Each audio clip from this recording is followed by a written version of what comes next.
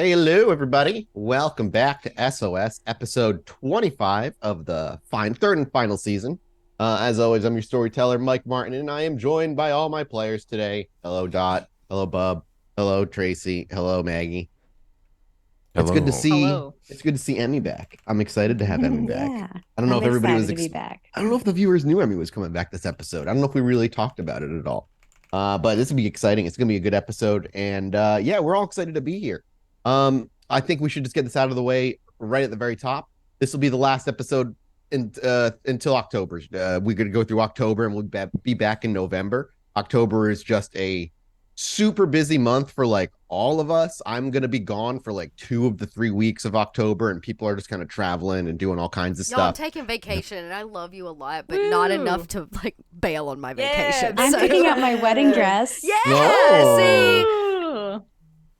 I'm not doing any of that. I'm leaving my computer for 10 days so y'all can do something else. Yeah. I'll shill for my own stuff. Hey, if you're gonna be in LA on October 15th at 7 p.m. at the Terragram Ballroom, Illuminati Live, that's where I'll be. It's our Halloween spooktacular. So yeah, tickets are for sale there. Yeah, we'll be back though in November, full swing. And then through December, there'll probably be a break or two in December, especially as the holidays obviously roll around. But yeah, we tried to make something happen in October. It's just the schedules didn't align. So, cherish it. This is going to be a fun one.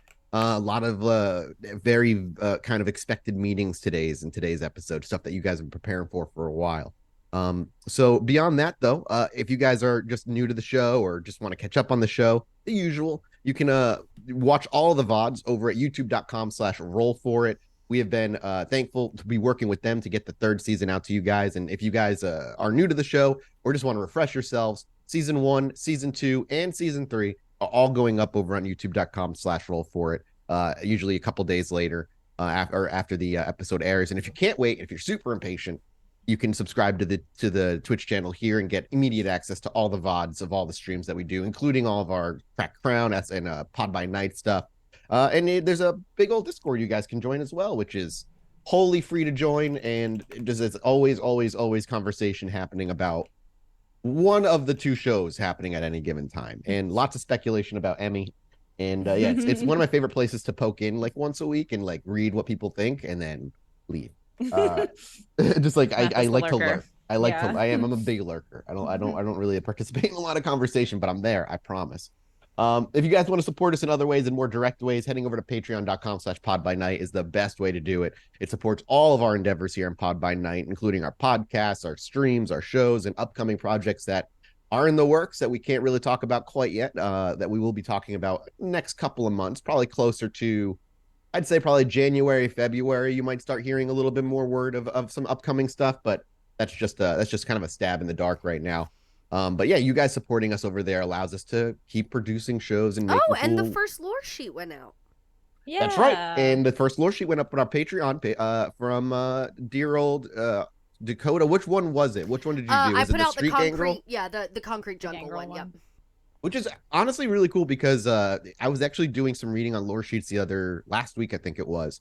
And one of the big things I kept coming up across is that people were really not complaining, but like were surprised there wasn't any like city gangrel stuff because, you know, a lot of vampire takes places in a city, and gangrel are very nature based in a lot of ways, which makes sense for their origin. But, you know, the world takes place in the city. And so, you know, this kind of fills in that gap. It's a really well done lore sheet. We've got more lore sheets coming. There'll be a lore sheet for every character specifically as well. Once the show kind of wraps up, well, you know, whoever lives and whoever dies anyway. Yeah, it's gonna be a lot of fun.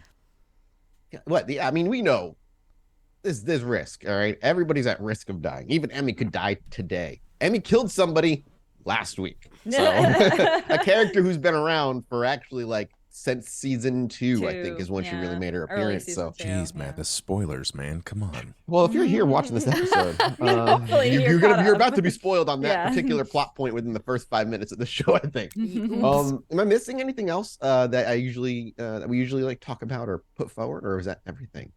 Tomorrow is my birthday, so happy birthday, 22. Bill. God, add 10 years. Fill the Saito bar, everybody, so I can get a birthday treat. Ooh, birthday treat. Give me a little birthday treat. All right, how about you go ahead and ping your boyfriend right now and see if he's free in case we do get that Saito bar up. You want to end a break before October? I'll drag his ass in here as a ghost and ruin everybody's life. It's my birthday, please. Oh no. Oh, you know the other thing we should also kind of just like pimp out me and Tracy on October. Oh shit! 6th. Next Friday. Friday and Saturday. Well, it's Friday. No, I have it on the calendar. It's at 8:00 on.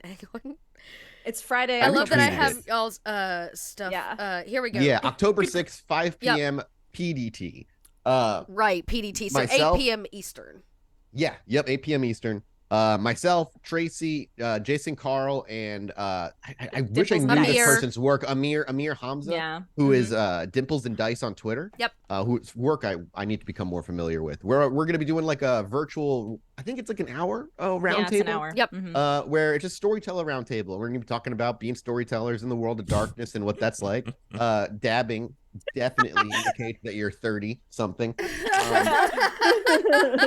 But then the next day, Tracy, you're gonna be part of a separate one, right? Yes, we're doing another one. We're gonna be discussing my favorite topic in role-playing games, romance. Oh, because World of Darkness is releasing a new Coterie of Love book that talks all about romance and vampires and stuff. So we talk about that. Me, Outstar, and Laura Tutu, who just won an award for her PTM stuff. So yes, you should check both of those out. Our storyteller panel is on Friday, and then the Coterie of Love one is on Saturday. I'm excited just to listen to the Coterie of Love one because it's just the three of you. I feel like we're gonna be fangirling, and over the girlies will be talking about our favorite topic. The ghost of Saito will be lingering even there. Yeah, it's gonna be great. I hate it. So yeah, check that out. It's gonna be on the Renegade. It's like Renegade Studios Twitch stream. It's like a Renegade YouTube, virtual con, World of Darkness or Week of Darkness or whatever they're calling it. This is really cool. I'm super excited, and I'm very excited for them to release that giant fucking crate. I've been waiting for them to release. I ordered that thing like 2.5 years ago at this thing, and I've been waiting forever. Yeah, you saw it at Gen Con, right? It was at Gen Con. Yeah. Did it look cool? Oh, it looks amazing. You're gonna love it. I can't wait. I can't wait. Yeah. Hopefully soon. Yeah. Okay. I think that's pretty much everything. If I missed something, feel free to interrupt me. But with that being said, we've got a fucking big show to take care of today, and it's again the last one before a small little break. So without further ado, let's rein things in, set the scene, and see what our coterie is up to. And before we even describe where we begin, everybody go ahead and make me a rouse check, as we will be moving to a new night. And I should probably open up the game. I always forget to do that. Love to see it. You want me to what's make everybody's this rouse hunger check at as once this is well? all rolled? 1, baby, let's go. Very nice. 2. Do you want me to make this roll as well? Yeah. Okay. All right. This is the initiation episode where Emmy becomes part of the Don't tease me. Ollie becomes dad. Yes, That'd I'm be bad now, weird. Grandma. But I'm okay with it. Yeah, and then you get Uncle Grant. I mean, that's a pretty good deal. Oh, God. no. He's the Oh, creepy no. uncle for sure. I don't know how, God. Grant's not but an I'm uncle. He's a super funkle. Okay, he's a fun Oh guy. my god. Oh, He no. would. I don't know Uh, how, but I'm still hungry. I don't. I'm not seeing. I don't know if Roll20 is glitching for me, but all I'm seeing on all rolls are just dashes. Little lines. Yep. Yeah, I see little that too. I lines. see dashes too. Okay, Mine's good. Yours is You're good. good. I'm Okay, gonna I'm do a gonna Run leave away. the game and I'm come just gonna back. do a refresh at my end I too. will refresh then too. Chat doesn't usually see that anyway. Sorry, gang. Y'all just see the numbers. But just in case. God dang, nope. Let's Oh, one No. of the dice rolls. I see one dice. Doesn't. What is happening? This is Well, so weird. I guess you could do the hover thing yeah. where it'll tell you what was rolled. Yeah. I can also I'll let have you to know. trust. I'm gonna leave. Rolling. This, Yeah, this, one- this. This is the good thing about doing a 4-hour stream. You have a little time to That's figure true. this we shit could out we when can it take breaks. our time. Yeah. Okay. Well, let's just maybe it'll fix itself. Yeah, I left and came back to see if that did Let's anything. see. Oh yeah, it's just making like blue, green, red lines. Yeah, Huh. weird. Strange. Yeah. And all I'm getting is little. Are you typing a dot and entering Yeah. it? Dot? Yeah, Okay. I Dot did is that to typing dots. I did that to Okay, clear cool. so that people can't see our super secret. Yeah. That's why I Yeah. always make more rolls. Ollie, Dakota, and Ava passed, and Emmy got Okay. hungrier. I got Okay. hungrier So somehow. everybody mark your hungers. Anybody at like 3 hunger that they should be concerning themselves with feeding? No. Okay, cool. I'm at 1 now. Okay, that's nothing. Yeah, you were at I was 0 about to say, I'm for a night. surprised That's you're nice. hungry at I was all. like, I don't know how I'm hungry. I just ate a whole person. Yeah, no, you'll be fine. You're just you're a little hungry, nothing more. All right then. With that said, let's actually start this thing. It's heavy footsteps running down, or rather running up the stairs in the back of the Lights Out pub, as we can hear the beginnings of the opening hours as the mortals of the evening begin wandering in. The construction workers, the people working in offices, those who usually don't commingle, tend to commingle here at the Lights Out pub. They fill the bar seats and some of the tables. Burgers get ordered. But in the back, as Ollie is the one cooking, you can hear Grant's voice, just distant enough as he makes his way all the way up the stairs. Okay, all right, here's what I got. And he runs over. Remember, I know you said you're going to make me wear a tie, but, and he reaches into his pocket and he pulls out a bow tie. This is what I took off my grandfather after he passed away. This thing is a family heirloom, like I told you. And this is like good luck. And he brings it up to his nose and he just goes, still smells like him. Buddy. And he kind of puts it up against his neck and he gives you like a little wry smile. What do you think? I think it's cute. I just don't think it's going to work with the suit. Well, listen. Saito wore a goddamn tie every goddamn day of his life. I'd like to be something. I don't want to remind her of him. Then you should ditch the tie. The bow tie? Yeah. He didn't wear a bow tie. No, but look, man. It's I know good that luck smell. And he brings, he just it's- hold, that's you're the like, scent hold of on, and he death. just that shoves is it the up to scent your of face. death. Yeah, No, I it's get the it. scent of cologne. Perspiration 50s and vintage, not desperation. even made anymore. Yeah, you should. I mean, you know, if you like it that much and it's lucky, why don't you just keep it in your pocket? I don't know. But I want her to be wowed by it. You know, she likes I think- vintage stuff. I think older she's stuff. already going to be wowed by the suit already in the restaurant as well. Speaking You of, know, you got like the your thing heart- done? Is it ready? Yeah. Your hard sell is what you say and do while you're there. Right. You keep saying that. I don't believe a word you're saying, but okay. Well, I mean, all the hard work has been done, right? Like I can rent you a ride, easy enough. We got you this suit. You look snazzy. I know it's going to look good because they keep me looking good. And we got the restaurant taken care of. Just don't feel like you got to be cheap. Eat what you want to eat. Make sure she gets what she wants to get through it, and then talk. She's going to want to know a bit more about you. You know, she doesn't want to know that she already knows you're kind of a skeezy perv. And as you say that, the back door opens and we can hear the skateboard get kicked up and the mumblings of both Ava and Dakota. And as they're about to round the corner and their voices grow louder and as the moonlight spills into that back door, Grant quickly and hurriedly pockets the bow tie and he goes, not a word. And he quickly scampers down the stairs. Mom. In walks Dakota and Ava. A new night has begun, and last night, before you ended your evening, you were making your way to the Ivory Tower for a quick visit to see if Rhonda was around, and she was. a message was passed. And the night was kind of late at that point, and you all kind of went your separate ways.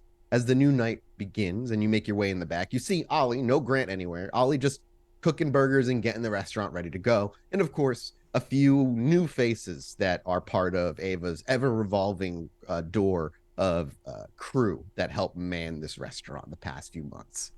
Hey, ladies. Hello. Good evening. How's the night air treating you? So far, so good. Yesterday's meeting with Rhonda went well. She likes Dakota, me. I was saying, does Dakota stay silent? That, She likes me. She likes you, yes. I mean, who don't? Is that a rhetorical question? Because I can answer it in a laundry list. Yeah, no, actually, now I want to know who don't like you. The sandwich. Rudy. Okay, well, I mean, you know what? Rudy don't like you. Oh, come on, Rudy likes you just fine. No, Rudy doesn't like me. The Witch of the Yards. I don't think she likes me very much. Let's see. Well, Bella doesn't like me anymore.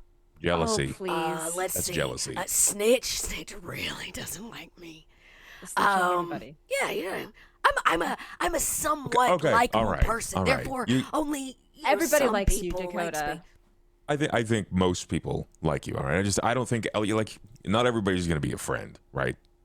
And besides, all I of don't those that even you like- named, yeah. right? Snitch don't like himself. Bella is jealous. The sandwich can't even fucking walk, so who cares what she thinks, right? So Well, we can. do. We can. Rudy has a lot of identity issues, and clearly you know exactly who you are. So like his story is kind of settled. All right. Yesterday's news. I think you got plenty, and I wouldn't sweat it too much. I don't. Good. It, Good. I'm glad that you found out. Why does Rhonda matter though? it doesn't. I just like the fact she likes me. Oh, She's the harpy, for Christ's sake. still Nobody somehow- likes a harpy, and the harpy likes no one. I don't have any problems with her. I do have a problem with her. See? Every time we Oh. see her, she brings up that first party that we hosted, that we invited her to. That was a total disaster, and she loves to just hold that over our head. And so Ava, I don't Ava, like her. Do you know what's great about scars? They're sexy sometimes. Exactly. That party is a scar on our thinks- past. That Yes. scar, it's just a scar. And you know what? At first it hurt really fucking bad and it was ugly. And now we have a drinking story. Accept it, You know- love it. I guess. She only brings this shit up because it bothers you. Yes. You don't give it any power, and it's whatever. Remove the control from the situation. You told me that with Rose, and that didn't end well. So we ended up killing her. Sorry. I don't know what you're talking about. I didn't kill somehow nobody. she disappeared. Need to make a roll. Wow. No, if Rudy's listening, Rudy, if you're listening in the shadows, Oh God! Oh God! Phenomenal! Thank you. That was so good. Oh, it's such an Ava move. Rudy, if you're here, nothing happens. It's true. Because I know you listen to we have everything. no we say. idea what happened except that she's missing. Yes. Last I checked, we saved that ass. All right. So if she found her way to the bottom of a bag, that's on her. It's not my fault. Yeah. Yeah, we tried. As you're like, it's not my fault. We tried. You can hear Grant's footsteps coming back up the stairs. He's dressed in his normal T-shirt and jeans, and he's got Tonight's his the apron. And night, he's Ava. tying it on. Remember what we talked about. Just go. with Oh the right, flow. actually tonight's the night. So he's not got his apron on. He's where is the suit that you got him? Is it downstairs? I told him he had to go get it. Oh, so you see him running up the stairs, and he's like, "Hey, Red. Hey, boss. Hey, beautiful." And he's like, "Gotta go," and he leaves without a word. He looks like my Uncle Marvin. He doesn't have a suit on yet. He's got to get this suit. Oh, it's not. It's not I- even on yet. I sent He's his going to get it measurements. right now. I sent his measurements over, and okay, so like, it's my tailor. They're gonna do good work. I try to give him a color palette that's gonna work. Obviously, a Toreador is gonna have a more solid understanding of this. I just pick colors that sort of accentuate what I like on me. So And what do there's a you strong like? chance that he looks like, like a mini me. I Or like he's going to a funeral. I'm not sure if that makes me more Do excited. I look like I'm going to a funeral? No, but you know what? You know what the difference? We've been through this. Fashion and style. Fashion is what you Okay, buy off a alright, rack. yeah. Style's how you wear it, my friend. Yeah, no, I Grant got you. doesn't I got wear you. your suit, you know, like you wear your suit. Well, I pitched his measurements over to the tailor, and they're gonna figure something out for him. And he's, to be honest, if I'm laying all the cards on the table here, Grant is really worried. He's so afraid that he's gonna make an absolute fool of himself. He's breaking out like these super. He's got a tie that he's a little bow tie that he's keeping in his pocket. It's his Don't wear grandpa's. the He said bow. it's No, I know. no. I told him that. I told him, but he said it's lucky. So I think I convinced him to keep it in his pocket. He's worried. Like, jokes aside, I think he's got it bad for you, girl. Just be nice, Ava. Do I have to? Yes, in this occasion, I will say yes. You have to be. You know, honestly, like, all jokes aside, Grant's been one of the few people that I can count on. And I think that surprised me more than anything else. Despite his obvious flaws, he's an incredibly reliable guy. And he took to our world so fast. Name another human that's done that. Don't fuck it up, Ava. Now you're making me nervous. Good. You should be. Well, I mean, that's You good. know, That anxiety keeps you strong and smart. You know, and keeps you a little weary. And based on the things I told you last night about your personal taste, I think it's important that we stick to the story. You know, make it believable. Honestly, though, if we're looking at it, I think that Grant has the potential to be a baby Brett, and I hate to admit it. Oh God, Okay. no. He's got the same kind of skeezy mentality and attitude. He's got some serious thrust in his soul, and he wants that. He So- wants it. Please, Are you no, saying no. You want me to bring him to Clan Toreador when No. he eventually gets turned? No. I you know what? I think the kid's got to make a decision for himself, right? If he wants it so bad, he'll find someone outside of us. I don't think he knows what he wants, truly. Well, you know what? I'll tell you this. He's in a bit of quandary right now because he's got to decide what he wants more: the love of Ava Heloise, or the immortal life. I cannot believe he's buying the story that you told him, Dakota. Shh, he is, and until Yeah. otherwise, it's a good bet for us. So just play along, be nice, All right. You're gonna have to tell him the kind of man that you're into. and don't ever use the word thrust and Grant in the same sentence, ever again, for all of our sakes. Honestly, like, that's part of being a guy. If no one's ever told you, like, guys like to know what someone likes, and then they do this mental profiling thing to see if they fit the narrative. So if they don't fit the narrative, he's going to figure out if it's possible for himself to fit the narrative. And if not, that ship will sail and he'll move on. He'll make some passing lewd comments because he's stupid like that. And then he'll find someone else that fits, that's more of a calling for him, like a glove. Okay. Are you saying that this is a stepping stone for him to move on to something else? Potentially, but if he thinks that he can be all the things that make you happy, that man is going to glow and find all of the ways that he can accentuate those. Okay. Well, I suppose we'll see. I was going to actually genuinely just ask him about his history, Do it. since we both seem to struggle in the past with certain addictions. So, as you've I am said, immensely proud of you. Yes. That is, I'm incredibly surprised. Can I hug you? I know he takes the apron down and he just like walks over. Come here, bring it in. thank What you is for Ava admitting wearing grace. tonight? Is there anything special, or just like kind of like one of her many Oh, usual what- dresses? What is Ava wearing tonight? What would Grant like? Red or black? Does Ava care what Grant likes? No, she doesn't. Exactly. She'd be wearing a little black dress, I think. Keeping it classy. With a nice statement necklace, like a nice little well, actually not statement, more petite diamond necklace and matching earrings. Okay. A couple hours will pass as you spend some time in the lights out pub. As Grant's kind of getting fitted and getting his stuff, kind of getting his suit taken care of. But in that time, maybe about an hour and a half or so in, there's a can I get a wits awareness? I'll get a wits awareness from the three of you.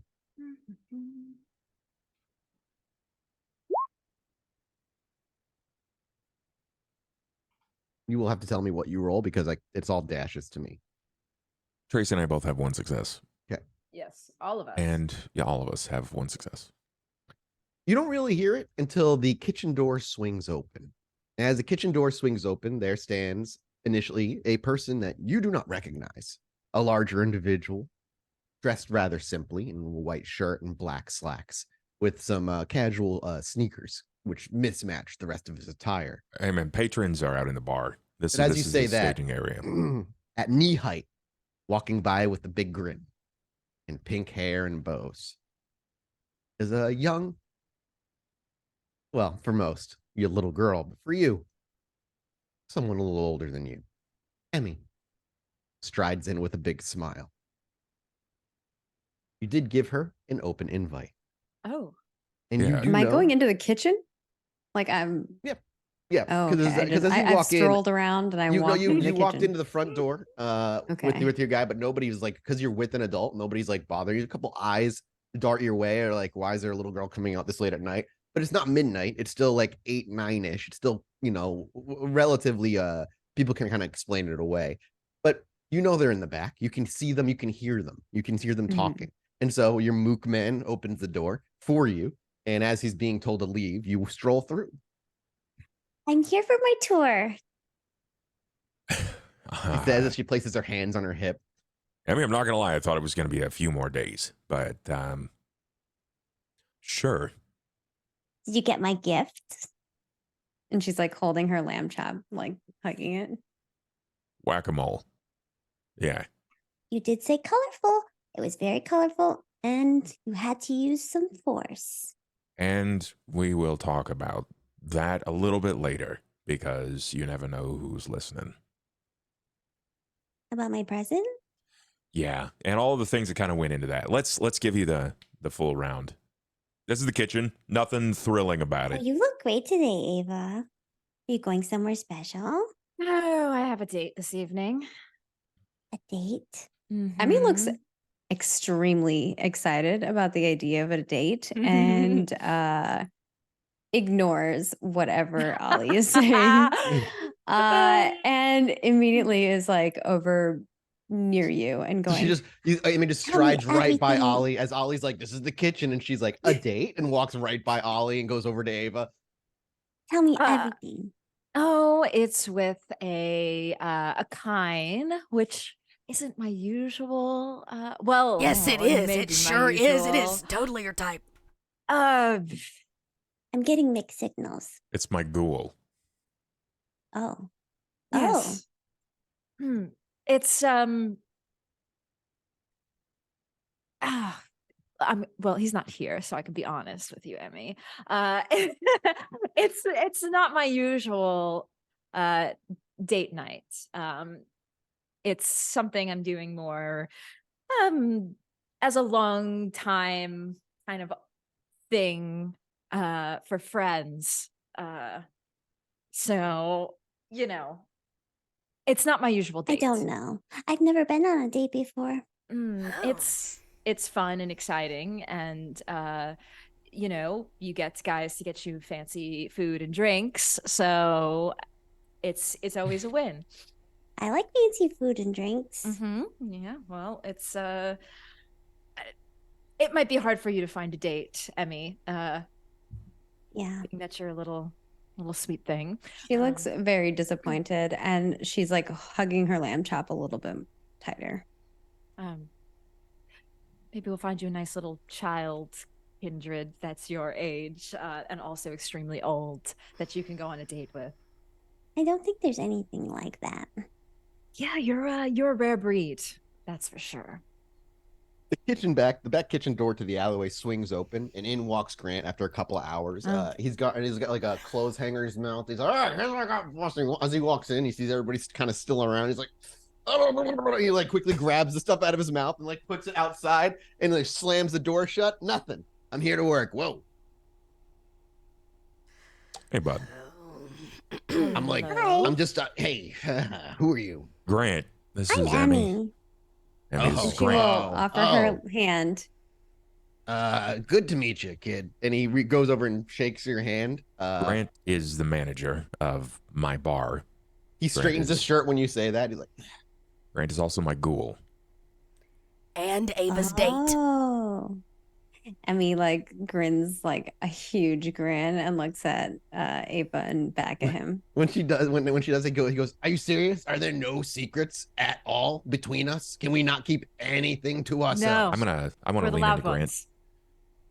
This is Emmy. She is older than all of us combined.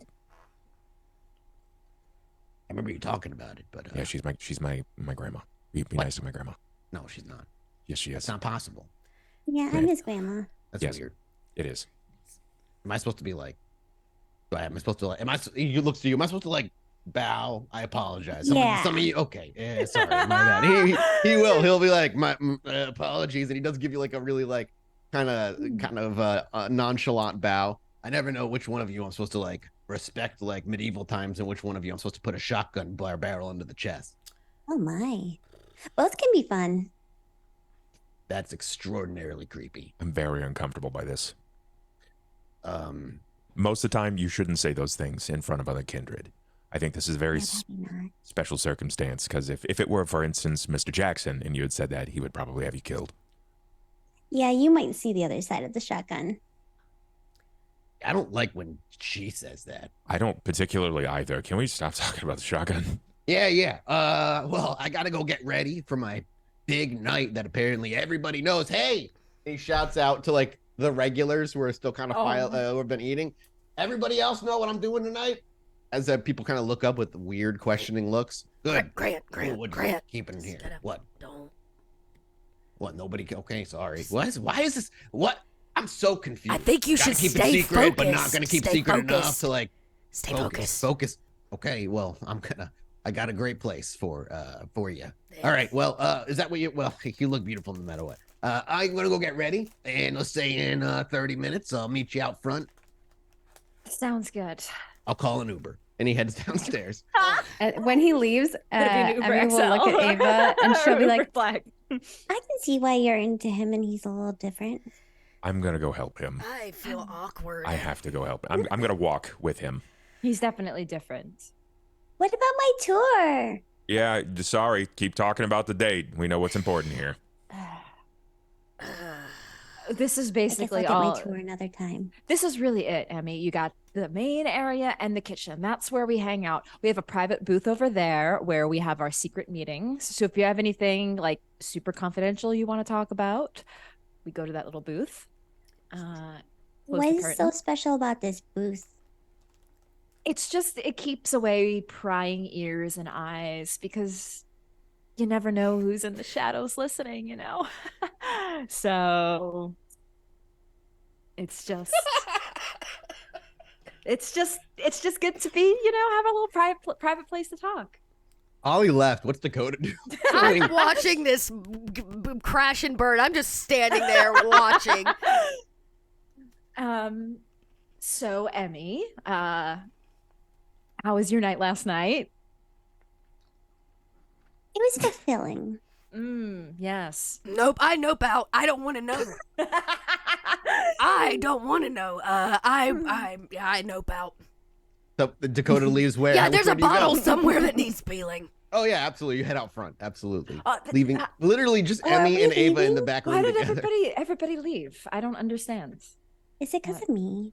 and she like holds out lamb chop, like looking at lamb, like it's like she's talking to lamb chop, but she's also talking to you. Ava, you may make me one wits awareness, please. Oh. Oh boy. Two successes. You don't notice anything.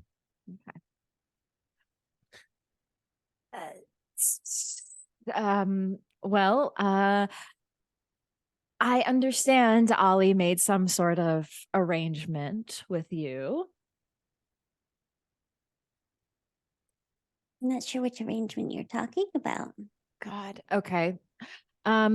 We, you know. Should we go to the booth? That was cute. Ava actually says that out loud. That was cute. Well, I would say yes, but everybody left. You and I could just have a talk and hang out, but you know, I feel like everybody's being very dodgy. I mean, Dakota's out just Yeah, doesn't what's want to with know that? what happened. Dakota just doesn't want to know.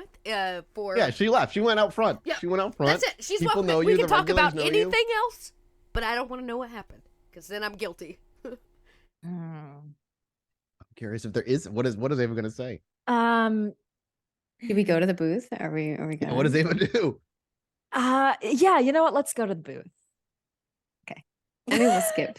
And so you skip Skip out to the into the front, and followed by your security guard, aka your dad in this moment, and Ava. I mean, And as- waves with the little lamb chop at that or at Dakota, Dakota. I watched them skip to the VIP booth. Like this is and you God. watch Dakota as a lot of eyes watch the Yep. skipping, of course. A lot of just people like, what the. And actually one of the regulars kind of leans in. Whose kid is that? This is a family-friendly restaurant. I didn't say it wasn't. I just haven't seen her here before, or any Well, kid what- for that matter, except for you. Okay, well, it's becoming more family-friendly. You got like a kid menu you're working on. Yeah, we do. Just gotta have chicken fingers on it. He just kind of nods. All right, he just buys it. Doesn't really question it. Ava kind of strolls by behind them. I look at And- Ava like, what the fuck are you doing? Taking a kid to the VIP booth. I just keep peeling him up You're here. like, look away. And as you make the way to the VIP booth and you scoot in the rather large booth, you're of course, Emmy, as you scoot in, your legs nowhere near reach the ground as they She dangle. dangles up. them. Yeah. Do you scoot in like all the way into the center? You're like, scoot, Oh, yeah. scoot. And do you sit your lamb chop like as a separate Oh yeah, individual? lamb chop sits up by themselves, Absolutely. but probably doesn't really reach the table. And then Emmy's like, You really need to get some booster seats. I'll make sure Grant and Ollie get that for you. If you're going to be more of a regular visitor. Yeah, can I be like, I want to speak to the manager? I would love to see you say that to Ollie or to Grant, actually. All Actually, when Grant comes back, you should say that to him. Okay. The two of you have some privacy. So that is the question. Are you going to be more of a regular visitor here, Emmy? Well, if I'm invited, I can. Mhm. I mean, I don't know what dealings you made with Ollie because Dakota and I, went off to the other swing set and hung out while you and Ollie had your little Yeah, talk. what did you guys talk about? What did we talk about? When it reported what happened to Rose. Well, that Rose Hmm. went missing to the Harpy. When Ollie was talking with Emmy, Dakota, I think, was just, talking. We were talking about girl things. My usual Ooh, problems. Like what kind of girl things? With me, there's always, trouble in paradise. So Oh, I'm sorry. it's fine. Hopefully it's okay. It- Anything I can help you with? I don't think so. Oh, that's unfortunate. I assume that everything went well, though, with you and Ollie's dealings. she just has like this huge grin on her face, and she kind of is like looking around herself. And then she looks back at you and says, Perfect. Well, that's good. So I guess that's it then. You're gonna be initiated back into the Ventrue. I hope so. Are you excited? I picked out the perfect dress. Is this the perfect dress that you're wearing tonight, or is it going to be for Oh, another night? no. Mm. Is Ava feeling, does Ava, as we kind of like watch from like a profile shot, does Ava look uncomfortable? Does she look kind of like squirming, like she doesn't know exactly how to like talk to Emmy? Yes, it still is very unnerving. Like, do I talk to her like she's a child, or do I talk to her like an adult? So it is kind of a bit of an uneasiness. Well, I'm glad, Emmy. I'm glad that it all worked out and is going to work out for you. You say that like it's not going to work out for you. I don't know if it is. Why's that? I it's complicated, but just like you, I guess, sometimes you do things and you kind of set yourself up for a certain path. And I kind of set myself up for a path of destruction. But destruction can be fun sometimes. It can be. Maybe that's what I like Well, you can about it. always change your path, walk a different way, put on a new pair of shoes. I wish it was that easy sometimes. Putting on the pair of shoes helps, but you're still stuck. See, I don't see anything as stuck. You can always find your way. Sometimes someone might get hurt in the process, though. You didn't feel stuck when you were outcasted. Well, I was angry and I might have taken it out on a bunch of people, but then I got over it. And I put together a new plan, new pair of shoes. You're very smart. Thanks. I think the Ventrue will value that a lot. And they'll probably underestimate you in many ways, but I'm okay with that. I get underestimated a lot, but it kind of works to my advantage. I think it does. There's a lingering silence, and our camera quickly blurs over back to the back kitchen. Up the stairs, in his nice new tailored suit, led by Ollie, of course, is Grant. And he's kind of looking himself up and down. And he's like, "You serious? I look okay?" You look fine. Look, just let me adjust your collar. It's a little ruffled, and fix your cufflinks. Yeah, thanks, Dad. Thanks, Dad. Got it. And hey, don't worry about the Uber. I buzzed up a limo because I knew this was gonna happen. Oh, I've never taken a limo before. First time for everything, my friend. Oh man, I'm gonna have to hold that. It got one of them champagne things in there. Maybe. I don't know. Let's just see. I mean, it was kind of last call. Typically, you want to give him more of a heads up as opposed to just like a nightly thing. But hey, when he talks, I can like knock on the window and be like, "Take us to the restaurant," and be all kind of in charge and stuff. yeah. I mean, they know where they're going. I told She them. likes authority. See, I remember Saito. Yeah. You don't want to be Saito. No, God, no. I don't want to be Saito. I want to be alive. Yeah. Hey, that's a good angle to work. That's what I'm thinking. Yeah. Yeah. Show I mean, her what she's missing in the, in those with flesh and blood still, just work whatever angle is convenient. You know, I don't got try a few to angles I'm thinking don't- about. Yeah. leave it at the Oh, door, yeah. you horn Oh, dog. sorry, My sorry. God, it's not gonna work. We're dead, man. Well, you're not like fully dead. Listen, at this stage in our lives, I don't even know if we can enjoy sex anymore. So Please, please. You- Don't say that out loud. okay, well, I'm just positing that idea so you know what's coming from this. Yeah, I'm fine. Just keep to your core, be yourself, and just be real. You know, be vulnerable. There, that would be vulnerable. Vulnerable. I'm getting nervous. We got pit stains. Hang on. He like looks under his jacket. Okay. Don't worry, there's absorbers in there. It's part of the game. Should I go? Should I go out front? Yeah, you should go Am I out shaking? front. Yes, you are. Is it Yes, noticeable? you are. I mean, once an addict, always an addict, my friend. You're not shaking that much. I'm addicted to love right now. Keep it lively, Grant. Go have fun. And he kind of just gives you a half grin. He slicked back his just wisps of hair on the side he still had, trimmed them as he said he would, and he makes his way over. And as he steps out from the kitchen and the kitchen door swings open, Dakota, behind the bar, watching, of course, keeping an eye. The front door opens and Damien walks in.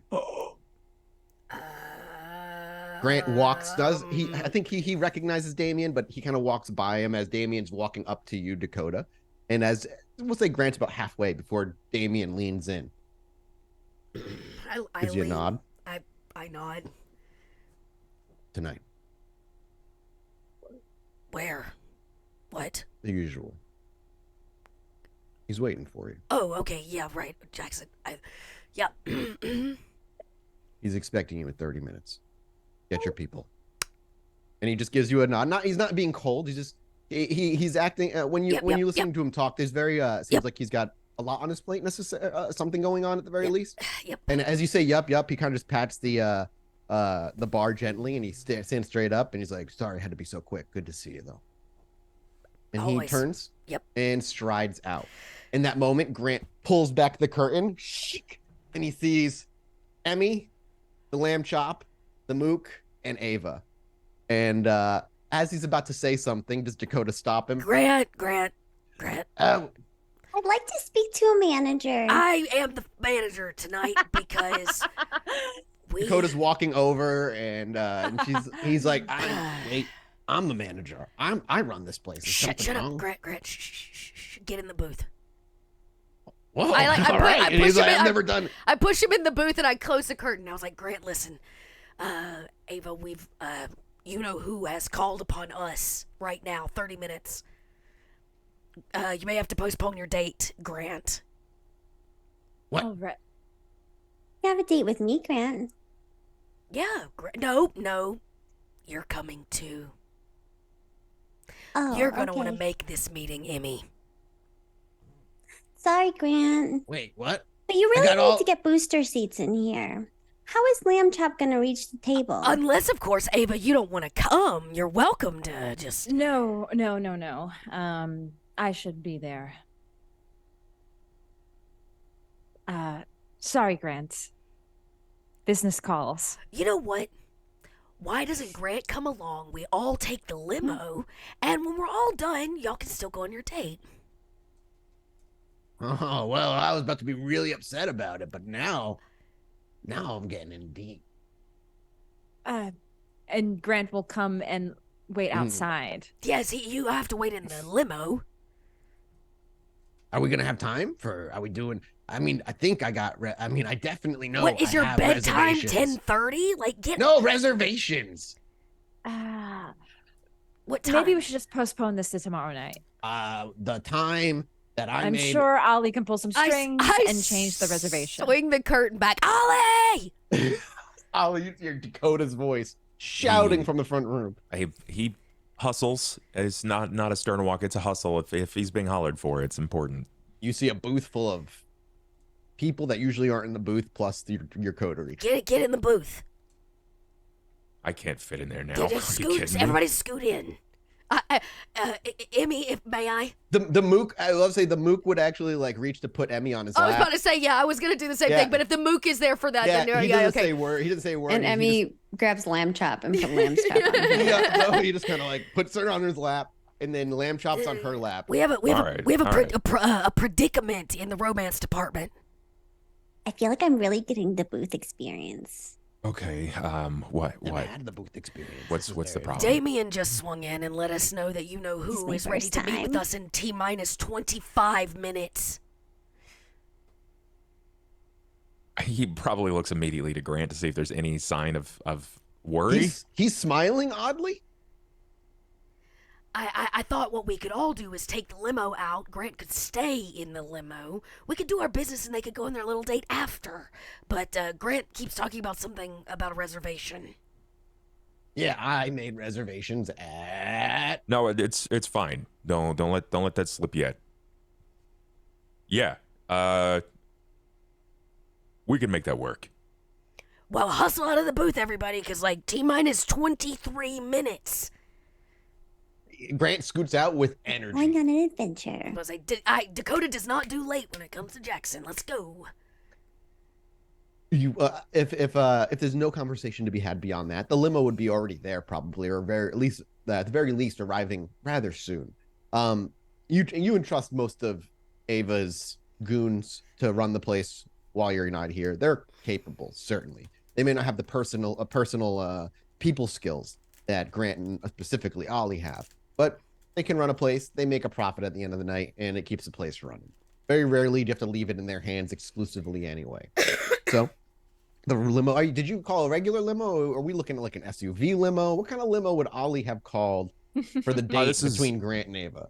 It was standard, like your standard Lincoln limo. Okay. Yeah. So as it pulls up, kind of Grant standing out front, as it's like driving by and it's like bringing up to the back seat, he's just like, whoa, all right, this is the life of what you Of whatever a suitor. This is the life of a suitor. Get in the car. We are running out of time. He goes and opens the door, but he doesn't hold it for anybody. He actually lets himself in first. Oh my god. All right. Everybody scoots in, I imagine. Everybody scoots in. I'll let the goon I'll be the last one in. Yeah. The goon actually will not slide in. He's actually going to leave Emmy here. He departs from Emmy in this moment. He will help her in. Grant's looking around, he's like, no seatbelts? It's a limo. We'll be all right, buddy.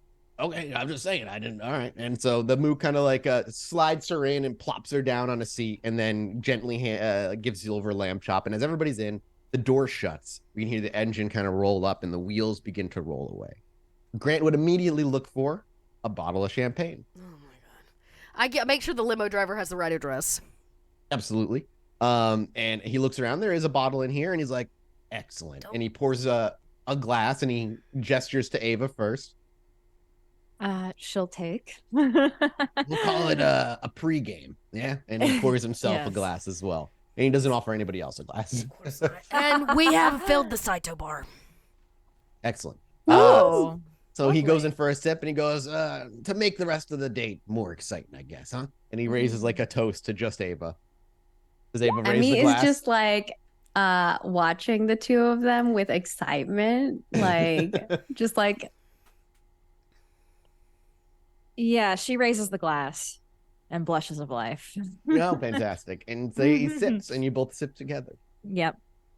Grant is mostly awkwardly silent the whole ride. He's pretty enamored with the limo itself for a little while until it gets kind of boring, that there's not a lot going on there. He does knock on the glass to like see if the driver responds, and he does. And he's like, you're doing a great job. And then the driver just kind of like rolls the window back up. I mean, where this vehicle drives is a bit far, not a bit far, a bit out of town from the center of town, rather. Away from the downtown Chicago, away from where the rack and the clubs where everybody feeds. Further south towards the lower west side is where they all end up going. And eventually you come to a part of town that's not fallen into disarray, but certainly not as much money passes through. There are shops that were once bustling that are shuttered down with bars and old signs that have faded in the sun, still left where they once were. Being able to peer in some of the windows, you can still see some of the shelves that were left behind. Other stores are still lingering, but the ones that are mostly still lingering in this part of town are quick shops and alcohol stores, small little like all-night 24-hour places. But they drive even past that into an area of town where there are no people walking around, where there are no shops open, and a small electric store that is like a computer parts shop is where everybody stops. It's all shuttered and closed, but not in a manner where it's been abandoned, but just closed for the evening. And as it pulls and stops here, the door swings open. And I imagine Grant looks to you. So I can't go. I have to stay here. In this limo. This one, bud. In this limo. Yeah, Don't you leave this limo for any reason. Hand on my heart. I ain't going anywhere. Just drink the champagne and chill. You don't gotta tell me twice. And he reaches for the champagne and he just pours himself another glass. As the driver opens the door, he actually will look to Ollie, who gave him the address. Are you sure this is the right place? Yeah, this is the right place. We're gonna be busy for probably the next 45 minutes to an hour. Shall I drive the vehicle around and come back in about an hour? Yes. I need you to head to the restaurant and speak to a concierge or anyone who can see you, maybe even the manager, and say that Mr. Hopkins needs to flex the service and move the date, the scheduled date time an hour ahead. He just pulls out, as you're saying this, he pulls out a small notepad from his front jacket pocket and starts writing it down. And the reservation's under your name, sir. Say it's under Grant. Understood. Will do. Anything else I should pass along? That's all for now. Thank you. He just clicks his pen, slides it in his pocket, claps the small little notebook, and in the other pocket it goes. I wish you a good night, and I'll see you in about an hour. Thank you. As you kind of walk away, he makes his way to the front, to the driver's side door, slides in, and the limo drives away quietly. From there, the four of you make your way to the front door, which is unlocked. And as you walk in the back corner, where a small door to what would be the basement of this place, sort of like a small trap door, is stood there being guarded by another individual whose face you definitely recognize, but has been one of the nameless kind of either you believe to be ghouls or just operatives of Jackson or some of Jackson's crew. As he sees Ollie arrive and Dakota and Ava, while he does see Emmy, there doesn't seem to be any reaction. He nods and simply bends down and opens the door as light beams out from it. He's expecting you. Well, ladies first. Who goes down first? Emmy will definitely. I'll make sure to walk in with Emmy just for safekeeping. So Emmy goes down the ladder, immediately followed by Dakota, Ava, and then of course Emmy's Ollie. skipping too, like course. lamb chop down at the side, like dangling. Yeah, and as you get all the way down, what you find is a pretty barren basement that would have been storage for this small would have been storage for this place, but no longer being used as storage. It is stripped bare of any furniture, barring a couple of basic chairs. However, the place has no shadows remotely.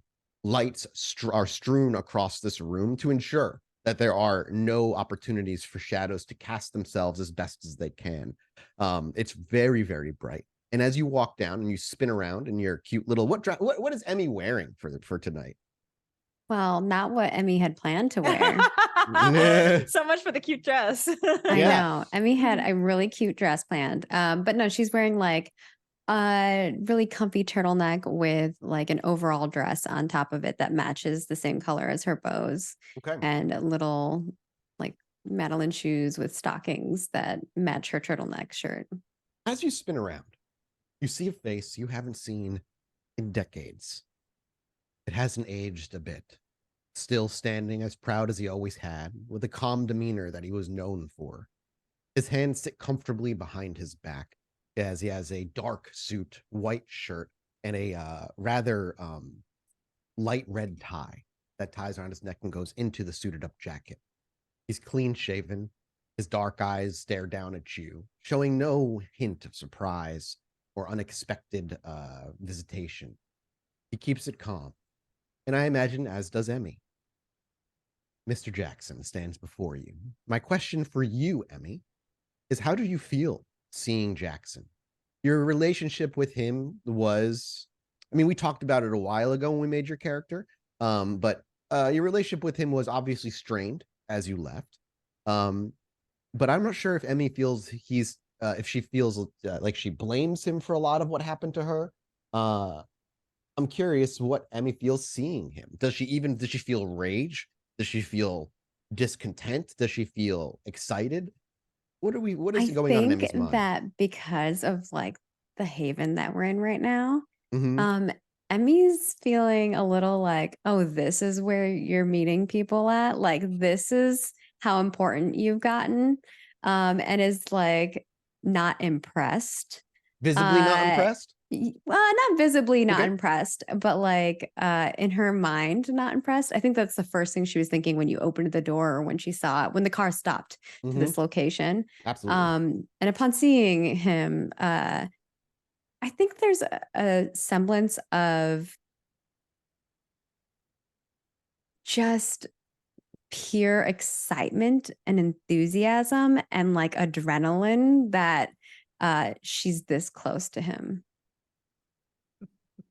And so as you step down, and there is that moment that's like 3 to 5 seconds of just the two of you looking at each other. A recognition. I like your tie. He simply gives you a respectful nod, but says no words, waiting for the rest of the coterie to make their way down. And as they do, and Ollie being the last one, the door up at the top creaks and shuts. It's left with just Jackson, Alan, his little like assistant that's kind of always there, and the four of you. No Damien here tonight. He's almost always been here, but tonight he does not. He is not here. Come on, Mathis. Give Emmy a little thing. Come on. What? She wants Emmy to would be meet so into Damien. Damien. Oh yeah. Oh, this will be Sorry, fun. he's not here right now. He's a busy man tonight Yeah, for reasons. joking. As you all arrive, Jackson says nothing first. His hands sit behind his back as they always do, but he waits to see if any of the coterie speaks first. Mr. Jackson.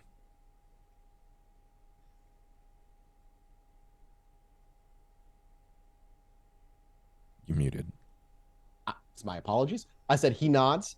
Does anybody else say anything, or but he stays quiet on that? Well, I think if no one says anything, Emmy will say something. I think Dakota will She's say, not one to be quiet. You Yeah. called us. He looks to each of you in the eye individually before taking a breath and a beat to speak. You had an opportunity. And now that opportunity stands before me, so I imagine things went well. And he will, at that point, decidedly look over to Ollie. Well, Mr. Jackson, you are rather familiar with this figure. You come to know as Emmy. Emmy Hi, Kevin. Emmy Again, fulfilled. His eyes look over to Emmy, then back to Ollie. Emmy has fulfilled everything that I personally believe is her desire to make good with standing Camarilla figures. And I think her reintroduction to the Ventrue is a positive move, and it would be worthwhile for consideration. She has far more than just a will to survive. She has a knack for getting jobs done with discretion and quickly and with immediate response. Additionally, she has assets that I believe would be incredibly valuable, not only to yourself, but to the rest of the Ventrue and the Camarilla as a whole. What are these assets? Emmy, I don't want to speak for you, but you had mentioned several times about Gary. Yeah, I know some people in Gary in southern Chicago that might be willing to help you with anything. If you're looking for more bodies. His gaze does go from Ollie to Emmy as she speaks. I understand Gary has been in a bit of a disarray. Which made it the perfect place. I'd wondered why it hadn't collapsed in on itself. Well, you're looking right at it.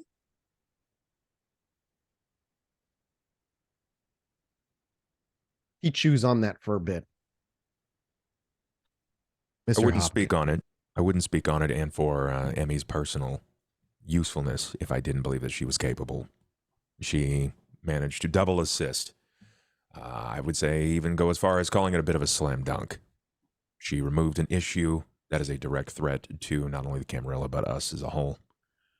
And I will admit that I may have some knowledge of a missing kindred, but it was part of that test. Would it be the kindred that Damien is out looking for tonight? I don't know. Who's Damien out looking for? A particular Lasombra who's abandoned her club. Yeah, I'll go ahead and say it. Yeah. He nods. Emmy. Yes, Kevin. Every time you say his first name, you watch as he oh yeah, she's not gonna stop. Yeah. He's not. It's not like especially since Dakota reaction. said in like the last episode, like he hates that. Just only call him Jackson. And she's like, perfect. His hands come out from behind his back, and they are. He clasps them in front, and a much more. His body language speaks a little more. I guess you could say tense is the word, but that doesn't portray exactly what I'm looking for. But it's enough for now. And he looks down to you, and your previous actions against the Ventrue Council Board. Am I to sit here and trust that you'll no longer make such actions if we were to go to speak on your behalf? She picks up Lamb Chop and like holds Lamb Chop really close and says, I swear on my little lamb chop. Again, his face changes not whatsoever. I imagine you are already aware that Ballard is still alive. I am. She sounds a little disappointed about that. His influence has grown exponentially since your attempt. I've heard. I can't imagine he will forgive you. Maybe. Maybe not. If what we have been working on comes to pass,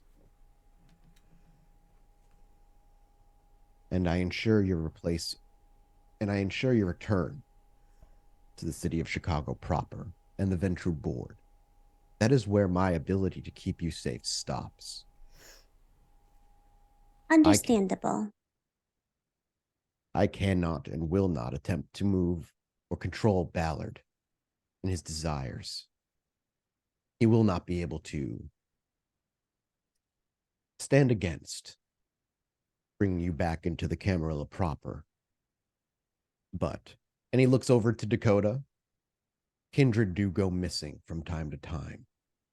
They do. Oops. My point is, Ballard is a man of grievances held. And while outwardly he may accept you with a stoic okay and a platonic relationship with you outwardly, I cannot promise that in 10 years from now, 50 years from now, he takes vengeance upon the actions you attempted on him. However, the law of the kindred is not always equal. Should you make similar attempts, you will be killed. Understood. And should she go back on our word, he then looks to the coterie and then to Ollie.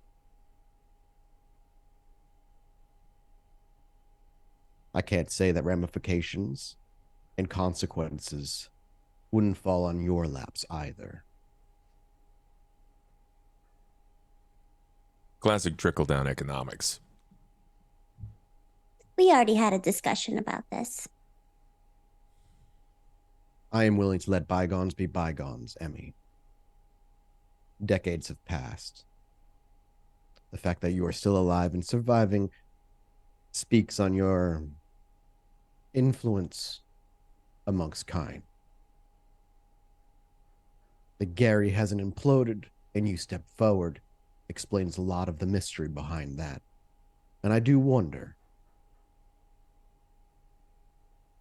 I can't help but wonder, if the missing leadership in Gary has anything to do with you. I don't want an answer, but no, it's something I've thought about. So he looks to Ollie one more time. So I ask you once more, do you put your lives on the line for Emmy?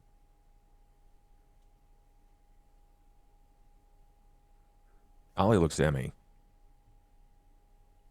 Emmy Emmy, looks to Ollie, kind of like pridefully at you. Like she's very proud of you. I'm a figure of consequence, and I live by those actions. If your direct action causes harm to mine, and he looks to Ava and Dakota, I will have no problems removing you. She keeps like eye contact with you and smiles at you like endearingly. And after that looks over at Dakota and Ava kind of whimsically, like observing you both, and then looking back at Ollie and says, Of course. We already had this discussion on the merry-go-round. I can't speak for them, though. Mr. Jackson asked if we were all okay with that. So I said my piece. It's up to the ladies to say theirs. And it's clear, so you know, your word carries much more weight, Ollie, as this was put on your lap particularly. But the whole coterie is here, and he lays that question down at your feet. Does Ava, who speaks first? I looked at Dakota. I like for it, confirmation. both of their reactions. Maybe you haven't met me, Jackson, but I don't offer my life for very many people. Perhaps I should elaborate. I don't mean to imply your lives in a literal sense. Your reputations as kindred in Chicago are attached to the actions of Emmy, at least for a time. And he would clarify, at least for a time of the first few years, until it was clear Emmy is working, and he looks to her, on her own again.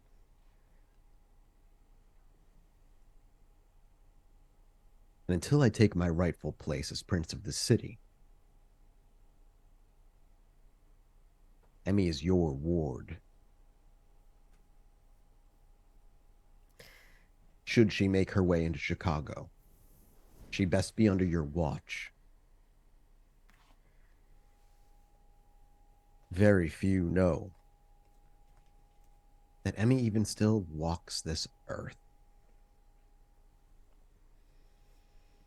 For the strings that she's pulled, and he looks over to Emmy again, she's done so exceptionally quietly. Only a few have whiff of Gary being organized by another kindred. Never mind assuming it is one so young, physically.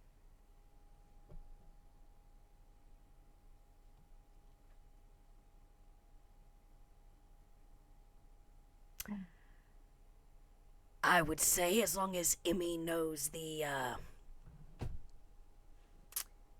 weight that I put behind my reputation, then a deal's a deal. Whatever facade Emmy has put on to win your trust, understand, she knows the Camarilla better than all of you. I do not doubt that. Oh, come on, Kevin. Your Like you childish don't put on persona a facade in all kinds of ways. You're putting one on right now. Don't act like you didn't push me on the swing set when we were younger. Emmy, our time working together was both fortuitous and problematic, to put it lightly. But it served our goals. I do not argue that. We both found our way onto the board together. Then one of us decided they needed more power, and needed it much more quickly than she was willing to wait. Ballard. Well, your patience has paid off too. Understand that Ballard has much more influence in Chicago than he did when you knew him last, Emmy. His pockets run deep. In fact, and he looks over to Ollie, some of them fund this very coterie. Yeah. Interesting. Was that not told to you? Was that told to me? I don't think Ollie said Ballard was paying him at all.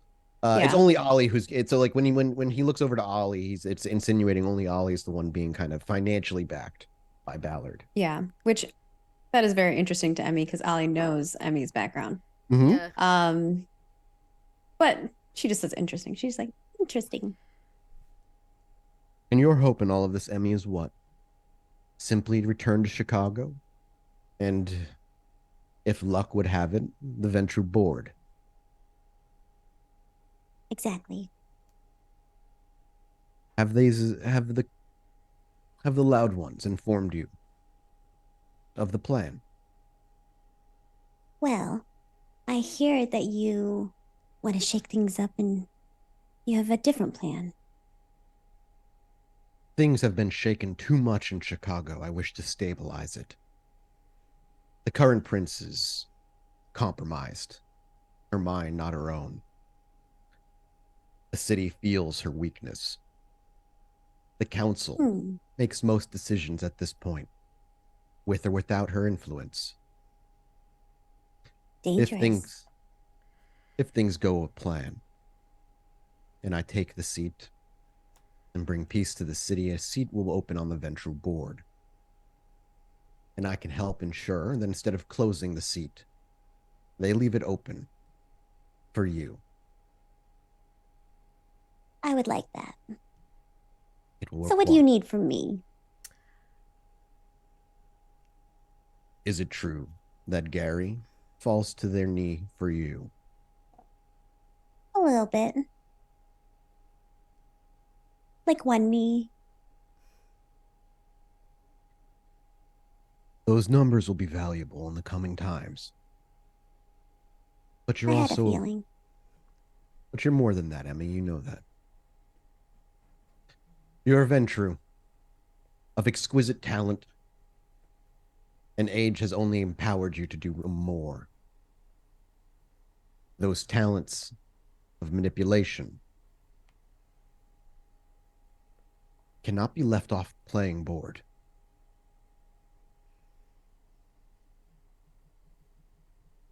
There may be times where I ask you to meet with individuals or an individual and change their minds. Have them see things our way. And while I would love to be the ones to get my hands dirty, plausible deniability is more valuable than currency when it comes to changing politics in a city, as I'm sure you know. Very much so. So having a child, and I mean that in the most superficial sense, I promise. Somebody to send in and sway the minds of those who need swaying provides more plausible deniability than I could ever hope for. Emmy, I'd like to rewind the clock about 4 decades and work with you again, as we once did, under the assumption and the knowing gaze that you may pull a knife on me at any moment. Trust is hard earned. The loss of trust takes mere moments. Prove to me I can trust you again. Haven't I? And continue to. She grins and offers her lamb chop and her hand, but looks to Ava. But before I handshake you on this, as I really do want to, I want to make sure Ava gets to make her own decision. Miss Heloise is lucky to be alive, if I'm going to be straightforward with you. So am I. So are you. Only one of us has tied themselves to a Methuselah. I don't think actually Emmy knows that. Emmy does She didn't. I did roll the first time I saw you to see if I knew that, and I did not know. Yep. Oh. I missed it. Yep. Okay. Yeah, Emmy grins even bigger, like to her ears. Right. As dear Mr. Kevin Jackson says here, my life isn't my own, so I don't really have much to offer. But yes, I am with you, Emmy, as my coterie is. Emmy smiles and sticks her hand out longer, and so with lamb chop, and says, I guess we're all one big family then. Does it look like I felt like Dot was about to say something. Nope, is Dakota about to say? No, okay. I wait for them to shake hands. Once the deal is done, then I will speak. Yeah.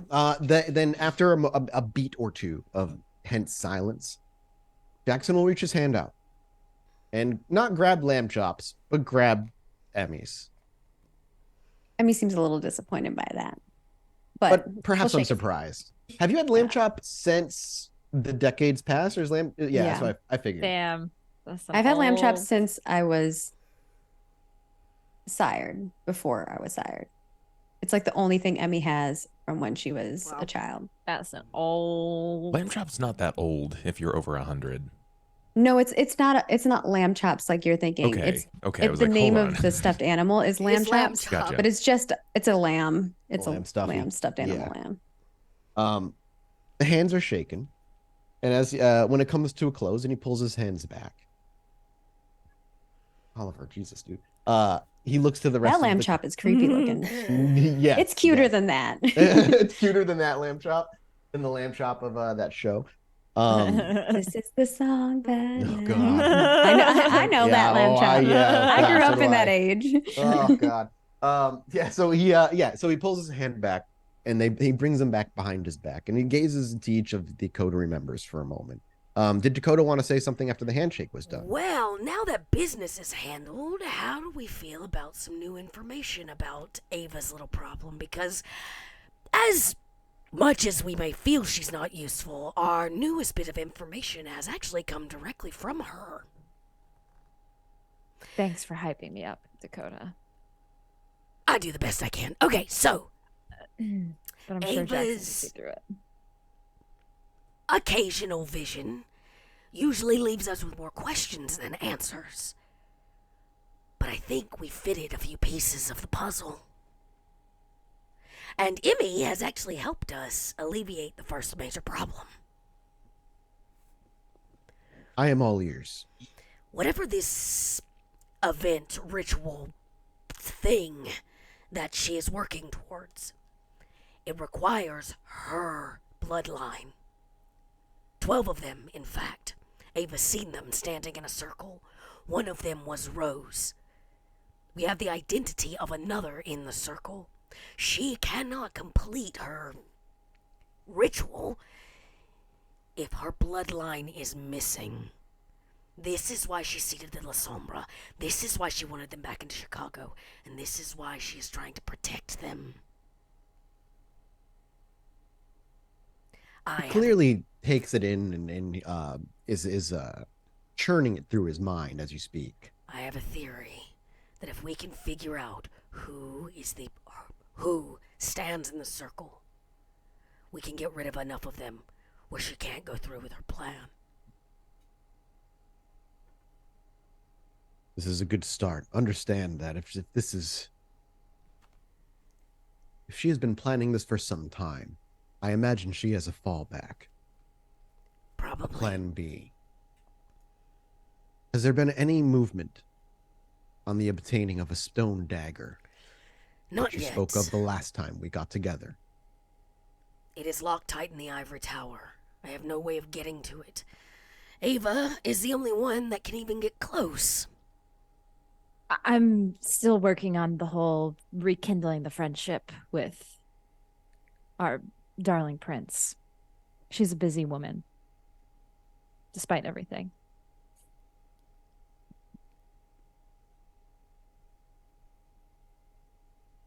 Is there anything else? He says rather abruptly. Would you like to hear about the part where she's going to rip her sire out of oblivion, put it in a body, a female body, and trap him there for all time so she can eat him? You want to hear about that part too? Perhaps you expected to see surprise on his face when you say that, but you see nothing. It stays stoic. And he just looks to you as though to say, continue. And I run through it. There's nothing in this room, so there's no way for me to like draw a football analogy of like she moves here and Soul goes in here. But I basically give him the rundown of like this stone dagger is key because of X, Y, and Z. It's all going to take place in this circle with all of these, original bloodline Lasombra, X, Y, and Z, which should have included Rose, not there anymore. And I just go through the whole shebang of what we think we know and how we think it's going to go down. And I end with the cherry on the ice cream, which is most recently our dear, dear shadow figure has let Ava know that the time is drawing near. Do you have a specific timeline or simply... No. But she did seem to make it rather more imperative than normal. Then it seems, Miss Heloise. You need to be putting in for a meeting with the prince more often. I see. If she won't reach out to you, you will have to reach out to her. If you were the only one that can get close to that artifact. And you have a task laid on your lap. Don't fail me. Of course not. I have one other question unrelated to this. Now that, the Ventrue circle is filling up a bit, my question is it full? Meaning there was another Ventrue. Give me 1 second.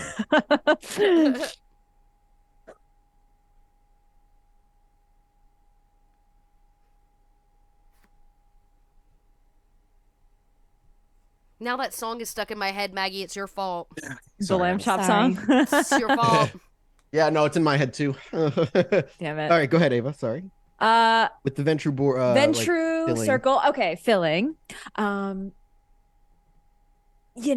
There was another Ventrue that was, exiled. Not quite the same as Emmy, but similar kind of sad story. Maybe you know him, Emmy. Edward Neely. You wouldn't hang on. I thought it was yelling at his cats. Sorry. I accidentally locked my cat up and he was wowing. Oh. He's out now. He's good. What'd you say? Oh yeah. Neely? Mr. Neely. No, she Yeah. Emmy, the name doesn't ring a bell. Mm. Yeah. I know we informed you of this, Mr. Jackson, that Edward Neely made an appearance at Ollie's bar. And he was a bit of a fanatic. Yes, asking to kind of make a deal to make his return to the Camarilla, as he's kind of been exiled also. I was wondering if you had any information on how I could get in contact with him. He made himself appear and then vanished and didn't really give me any way to get back to him. Neely said he was going to reach back out to us when he had a lead. Classic Ventrue act. He's trying to buy his way back in, so this is just as important to him. So He is, yes, and I'm curious if this is something. To be completely honest, it's a lead that I am not quite keen on fulfilling. I think I've had my fill of helping Ventrue make their way back into things. I'm pretty keen on him fulfilling it. If based on that vision of yours, there's these 12 figures that seem to be aiding. Yes, I'm thinking I want to solve that little mystery myself. Yeah, I don't know if you get to make that call, kiddo. How familiar are you with the idea of political currency, Miss Heloise? Well, being that I've been part of the Camarilla for the past 10 years, I'm 10 years familiar with it.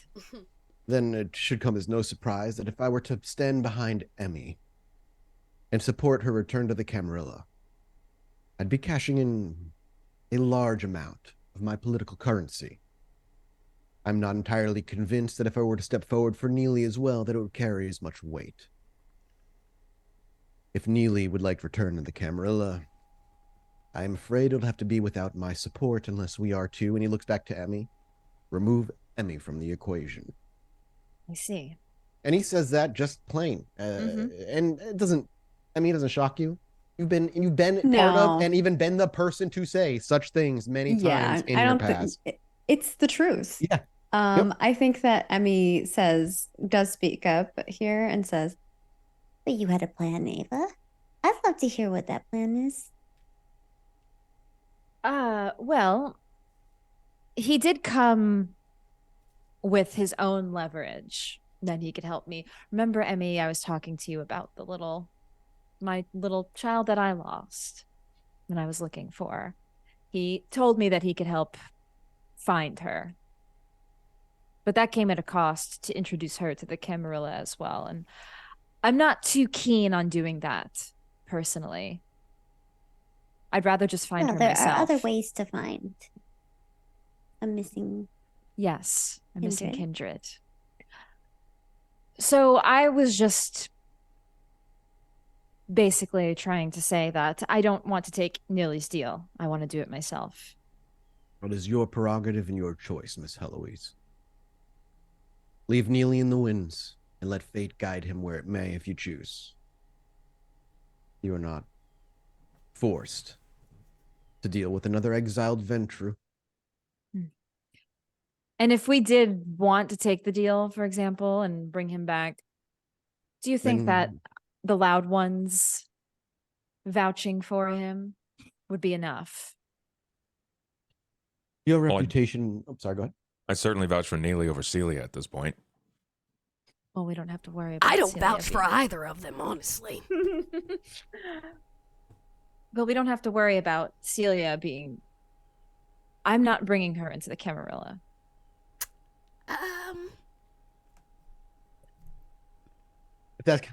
This can be a talk for later. He will, to answer your question, he simply says, the Loud Ones have made a reputation for themselves, carved out a seat of power for themselves here in Chicago. How you use, how you wish to use your influences for you to decide, for good or ill. But understand, you cannot support everyone. Eventually, those who would be those in position to make those decisions will eventually turn you down.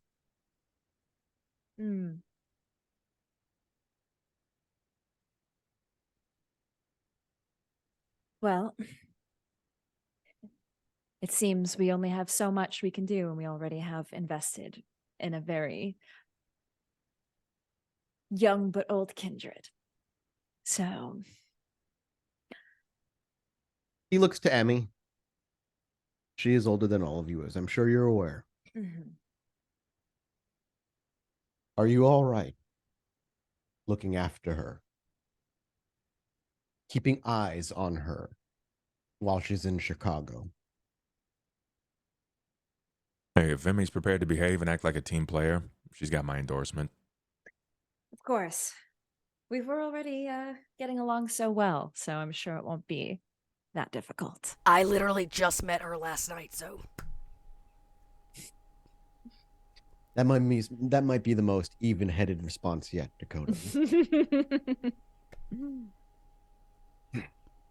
He kind of like sighs and straightens his shirt a bit, looks back to Alan, and Alan's been taking notes the entire time, like he always does when he's here. Then you have your decision. Emmy, welcome back to the fold preemptively.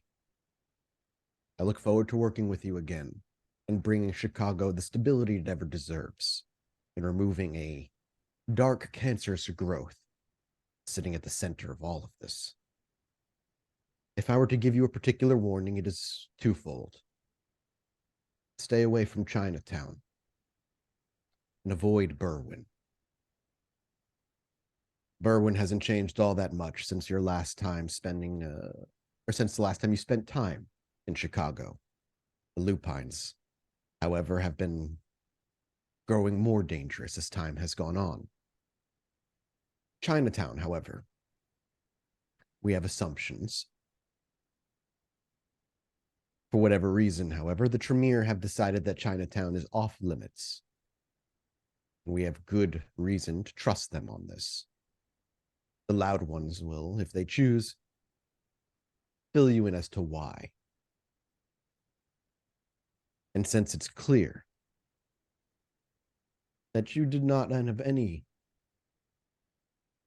idea that there was a Methuselah sitting at the center of all of this, perhaps the Loud Ones can take the time after you leave and explain exactly how dangerous Chicago has become. If I'm going to work with you, you need to be aware of every threat. And understand this well. Those of us in this room are the only ones aware of Ava's decision to get in bed with the Methuselah. Should that information find its way out to the public, I need only call 4 of you to find the leak. And I'll start with you. And he just levels his eyes at Emmy. Emmy smiles and kind of like, she looks like she's like, of course you would. She, I think almost instinctively just laughs at that and goes, As if I wasn't already going to figure out all of those things. He nods at that, and his And your gaze secret's breaks. safe with me. And she like zips her lip and like throws away the key. To Jackson, that draws nothing. But I would like to tell if he's telling the truth about Chinatown and Berwyn. Wits insight. It's insight. Wits insight.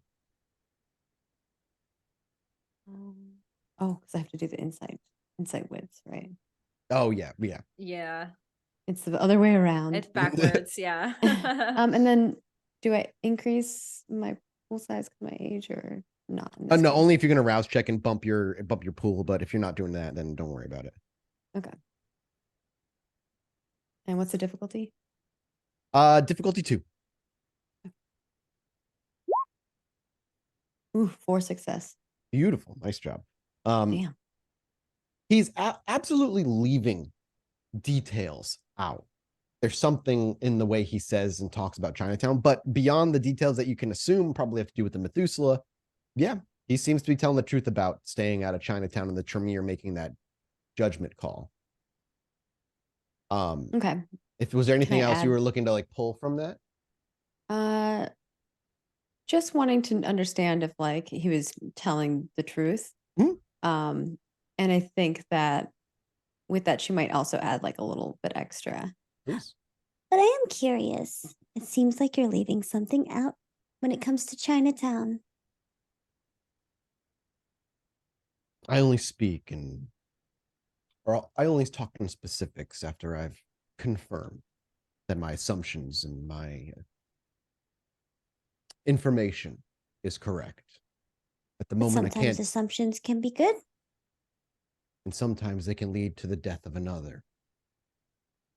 Until I'm absolutely certain that my informants are bringing me factual information and not being misinformed themselves, I'll be more than happy to inform you all of what I've discovered. But in the meantime, I'm sure the loud ones are more than capable of informing you of exactly what's happening in Chicago.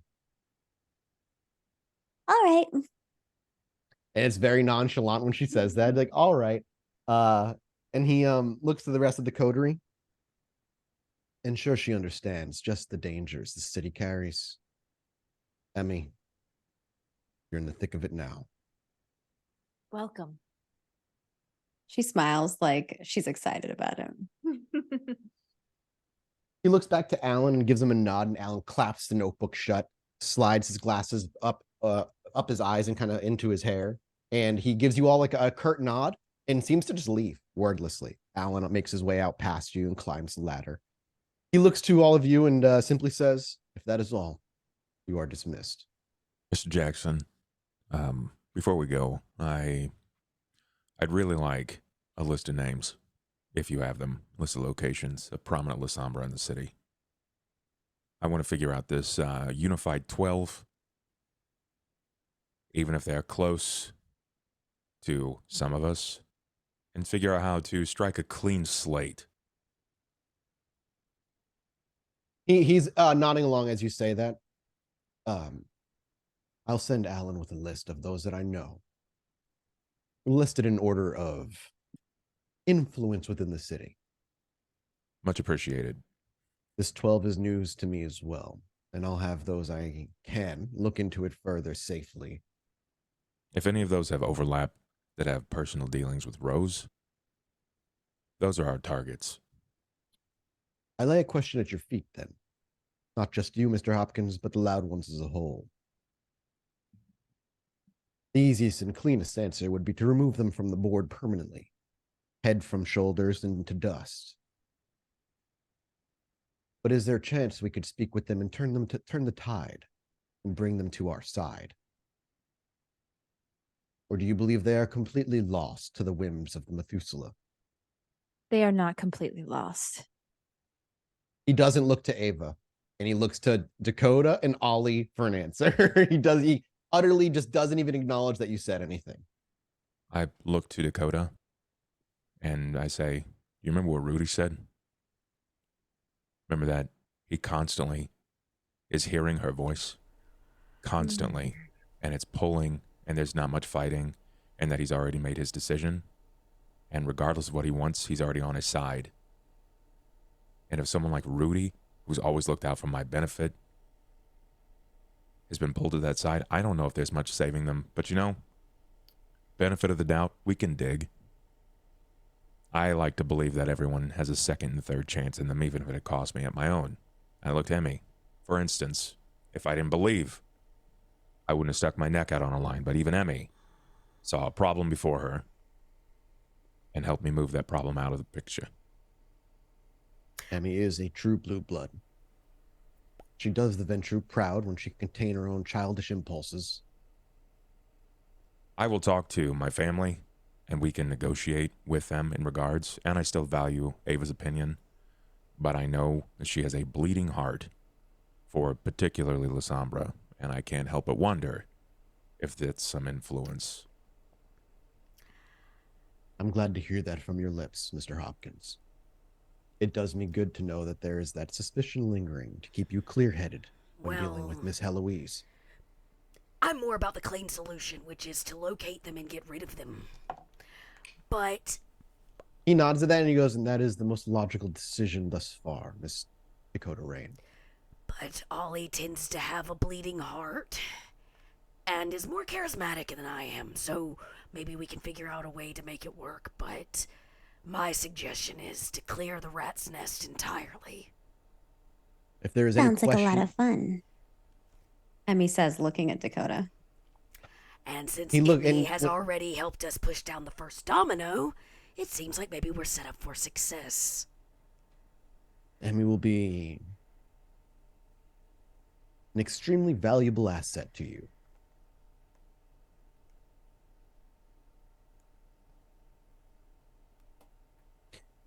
Am I to say that Emmy is part of your coterie from now on? It's yet to be determined, Mr. He's Jackson. able I don't want to to pick a laugh. part for the horse. I didn't. Jackson just asked the question. He doesn't know. He doesn't really quite know. He's just asking. Emmy, are you looking for a coterie? You're quite much older than us. Isn't coteries usually like No. young? No, From my coteries understanding, are are For you- problem children that get thrust together. For they get thrust together, and youngins? some last for a long time. Some don't last long at all.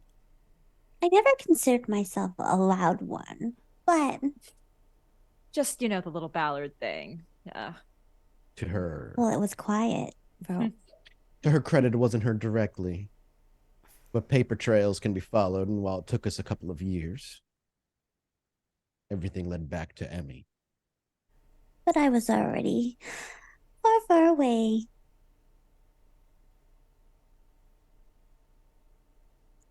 We'll talk But I about will it. say this. There's a moment, We'll like, talk about it. silence. Let's just get those names rolling first, and the four of us can collaborate on how we wish to handle these issues. That is all then. You are dismissed. Yep. Jackson? Yes, Except sir. for Miss Rain, I'd like to speak with you personally for a moment. Oh. Yeah. Oh, of by the way, course. Kevin, it's been a long time, so, and I wasn't expecting to see you today, so I would have dressed more appropriately. But He hopefully gestures next to time we can where meet. we're standing, and he goes, and I would prefer to have our meetings in a restaurant. Can't always have what we desire. Well, maybe we can make that happen. Also, maybe sometime in the future we can meet on better terms. And better location. I would lie to you if I said there wasn't a part of me that enjoyed working with you in the past, and this is working with somebody so effective and efficient. And fun. I simply hope you've developed patience in the past 30 or so years. She just grins and turns around quickly that her skirt kind of flips up, and then she skips back up the stairs. And she just leaves. She doesn't even answer that. She just leaves on that. Does Ava follow in tow? Yes. And Ollie? Or does he have anything? So leaving just him and Dakota? Yep. As you make your way up, the limo is not quite back yet. But as the door shuts, leaving Dakota and Mr. Jackson, and we can hear the ka-chunk on that kerchunk We cut to black. And we'll go on break because it's Oh, already been damn fucking it! 2 hours. Fuck! It's been 2 hours Ah, already? I'm sweating. Yeah, it's okay, already I got 5 nervous. o'clock, It's like so- being asked to stay behind class to talk to the principal or something. Yeah. You're like, am I in trouble? Just Are getting you the in vibe. trouble or is it good? Okay, everybody, we'll be back from break. Everybody go hydrate. I'm going to turn this AC on, cool off. We'll be back with more SOS in a second.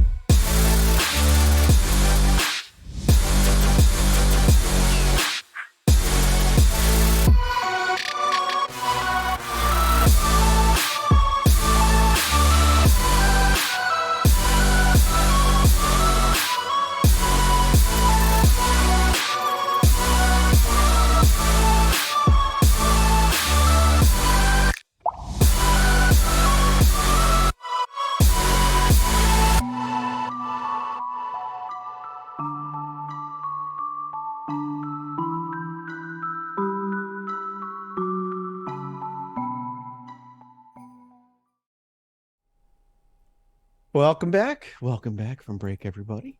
Hope everybody's prepared for the final half of this episode. Oy vey. I want to know what Dakota is in trouble yeah, for. Don't stress. It's not gonna be bad. Before we get going, the usual, hey, if you're jumping in late and if you missed the first half of the episode, subscribe to the Twitch channel. You can watch the VOD and catch up right away. Or if you're like, hey, I want to wait and watch it all in one go, in a little bit, you'll see it over, in a few days from now, you'll see it over at youtube.com/roll4it, where you can watch the whole thing for free over there. So if that's like what you're looking for, swing over there. You can catch up on all the other episodes over there as well. I'm ready to just jump back in. So unless there's anything else I'm missing, let's just do it. We pick back up with the sound of the door closing, leaving just Dakota and Mr. Jackson in the basement of this long-forgotten computer repair shop somewhere south of Chicago. He looks to you, and I'm curious how Dakota looks in this moment. She look stoic and like collected. Yeah, she tries to keep it together. Like she doesn't want him to know she's nervous. Yeah, of course. Yeah. And it's not like you usually look like you're nervous or anything. Maybe a moment or two passes before Jackson would speak. I've been informed that the gangrel have been growing in number the past few weeks. Yes. We He looks to you expectantly. are seeing more and more of them attend the monthly gathers. Beckett is in town. I have been told. I have not had time, nor has he sought me out. I imagine if that's the case, then he's not looking to speak with me, at least now. Not at the moment.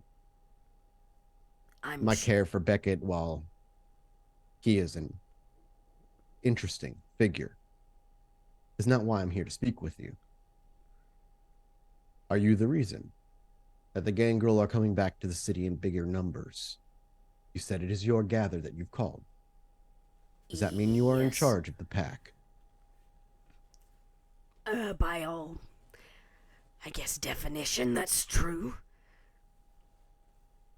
And their support of our movement. Have you spoken to them about it? It's a tricky thing. The gatherers are usually free of politics.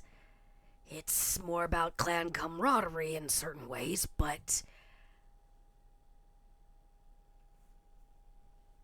Yes, I have plans to see who might be interested in a future in Chicago, brought to you by yours truly. I don't pretend to know how you speak politics or business with the other gangrel, only that it should be done. My request of you is simple. After you've shored up the numbers of those who are willing to support the cause, I'd like to meet with them. I'm sure that can be arranged. I would like them to know that not all Ventrue look down on the gangrel, as the majority of them do. I have great respect for your clan. And while there is a hierarchy within the government of lower and higher clans, that's more of a tool for control.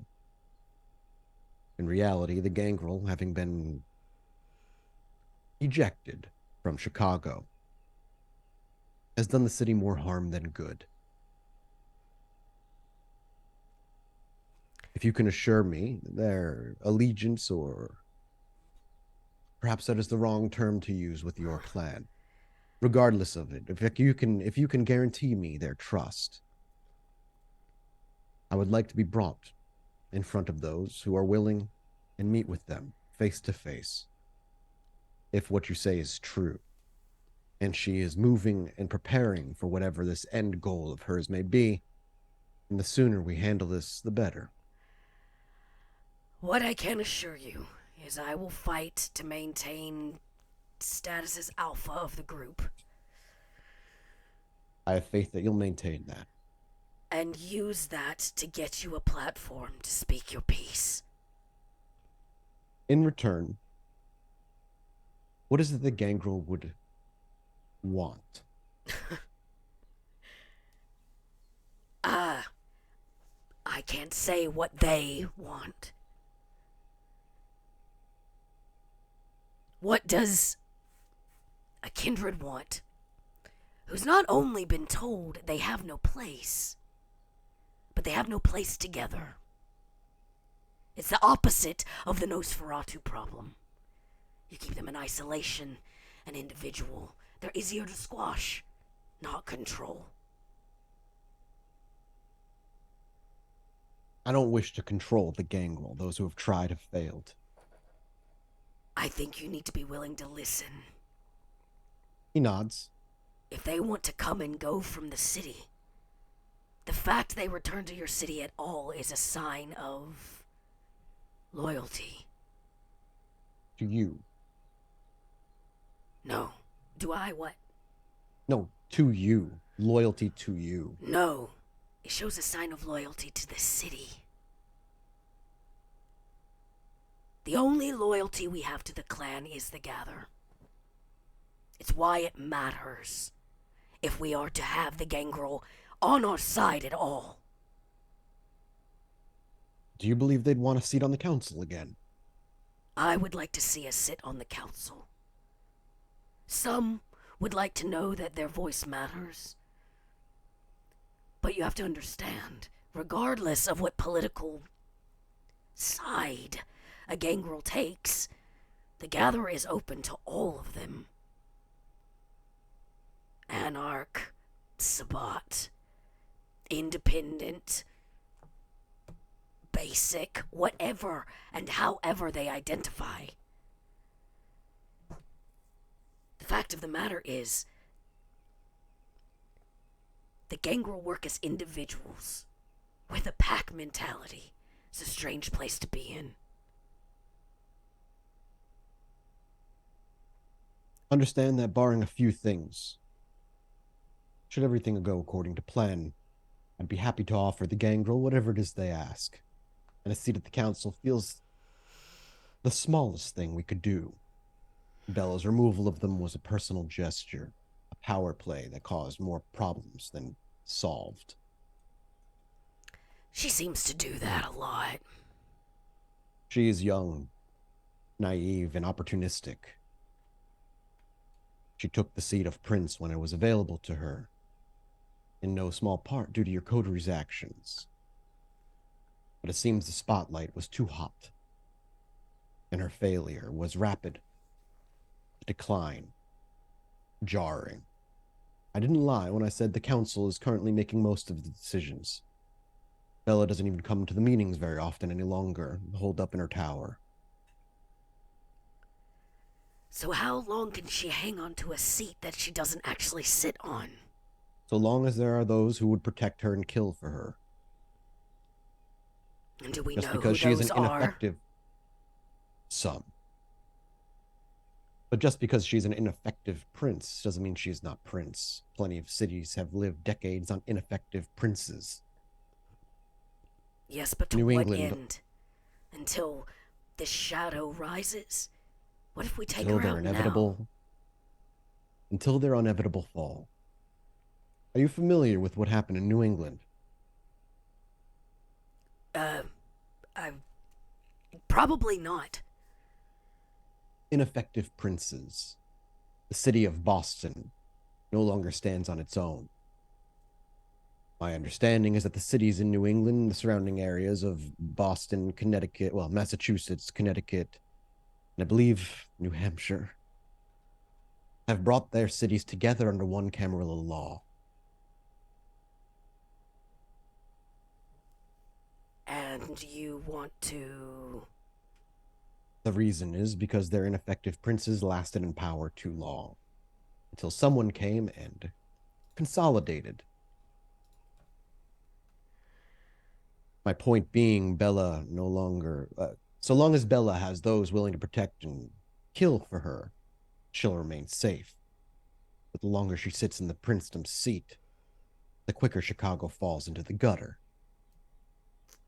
The anarchs are on the back foot. That won't be forever. And the Sabbat are always lingering in the shadows, waiting for any weakness to strike. So what do you propose we do? You will need to gather those things from her, sooner rather than later. The artifact that she holds. If Ava won't do it, I know Bella has a soft spot for you. She did. One of you will need to take care of this. The longer you wait, the more dangerous and difficult it can become. And sure, Ava does it, and if she doesn't, make sure you do it. Do you understand, Miss Rain? The dagger will be retrieved. And when the gangrel are ready to meet, let me know. Of course. I'm eager to prevent to them a face of a Ventrue they can trust again.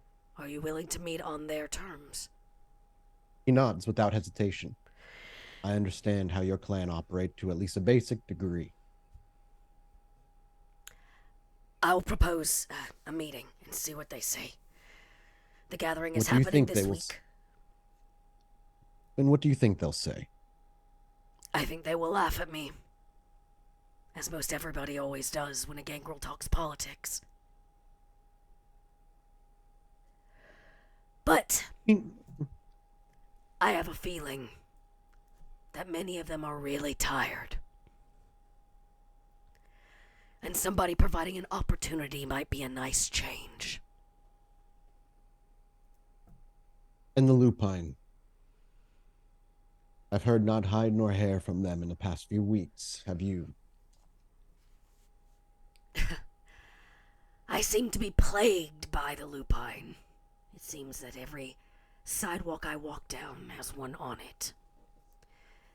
They are a problem in this city, but a problem for another day. I'm willing to sit on that then. Maybe if we grow the gangrel populace enough, we might just be able to scare them off. Balance the scales. But that doesn't really matter if the shadow rises. And your honest opinion on Ava Heloise at the moment?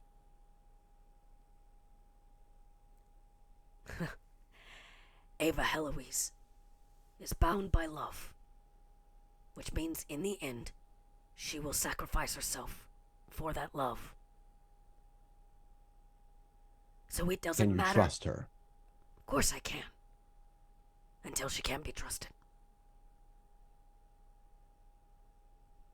And I know I don't need to speak to this to you, but I will say it again for my own sanity.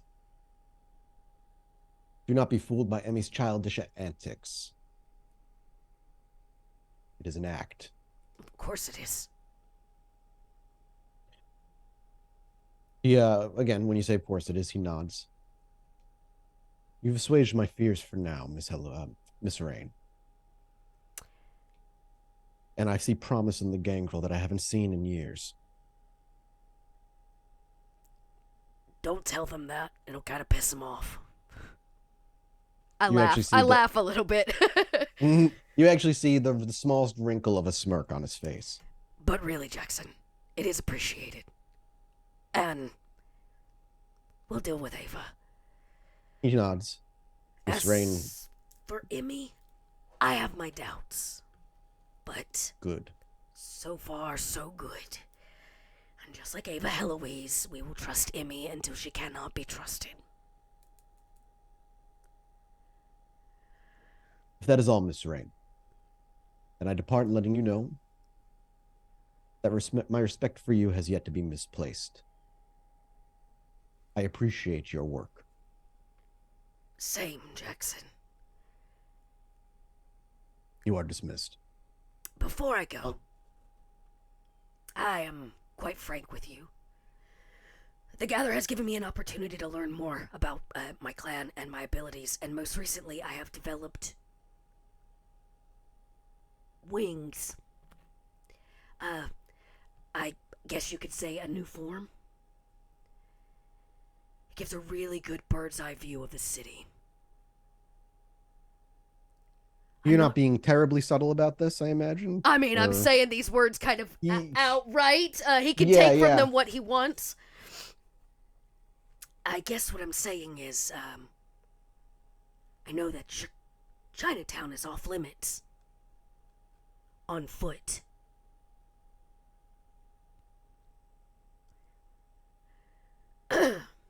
Something to think about.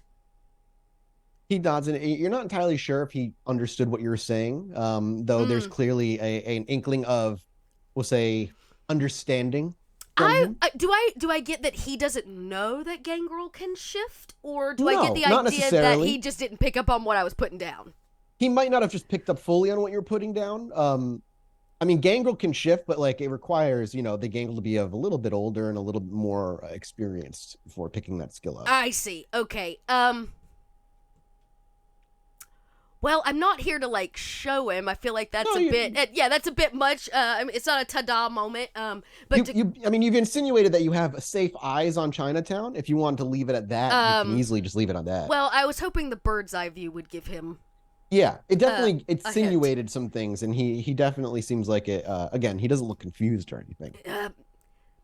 Maybe next time you visit the boat, I'll give you the whole show. He nods to that. Until next time, Jackson. Enjoy your evening, Miss Rain. You too. Oh boy. That took about 5 or 10 extra minutes as Ollie, Ava, and Emmy were standing outside. The limo has not yet re-arrived in any way. And you would hear Dakota approaching from behind with her heavy boots. And like maybe like, the door. Like a big sigh. And you approach the sidewalk, and the limo has not returned yet. How did that go? About like it always does. Did he threaten my life? Yep. As per usual? Uh-huh. Yep. And I'm sure he wants you to keep an eye on me too. Yep, of course he does. But, I haven't broken his trust yet, so at least my head's not on the chopping block. Hey-o. And he's just as loyal as his hound, Damien. Yeah. Sheriff. Sorry. Not a hound anymore, and I kind of like point to the big tattoo wings on my back, kind of left the old dog behind for...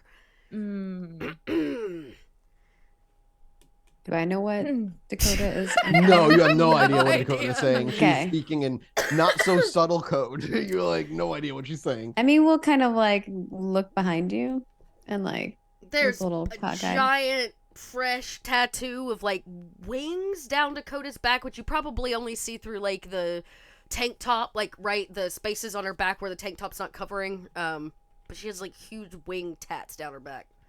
Do I know what that means or? No, just wings. It matches no all the other symbolism in them or tats that anything. she has at this point. Yep. I don't understand. What's going on with your back? Would you like my tattoo? Yeah, it's Got pretty. fresh ink. Yeah. Always. That being said, Jackson's particularly interested in the gangrel. He wants loyalty and all He that. wants everybody's loyalty. Do you blame him? He's vying for you know what? No, I don't blame him. No. You sound really sassy. Why are you salty?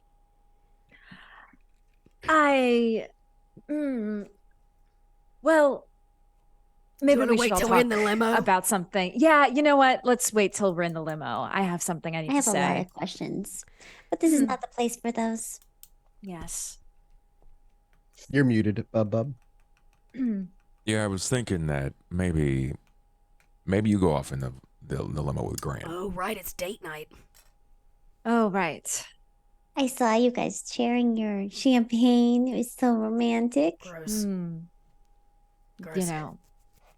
You know, Grant is such a charming romancer. So, that's how it goes. Look, but- it's one night. It can't kill you. No. I'm already dead, so it can't kill me. I do. Okay, good. I do have one thing I want to say before I go on my date. As it's something has been made clear to me with our meeting with Jackson. I'm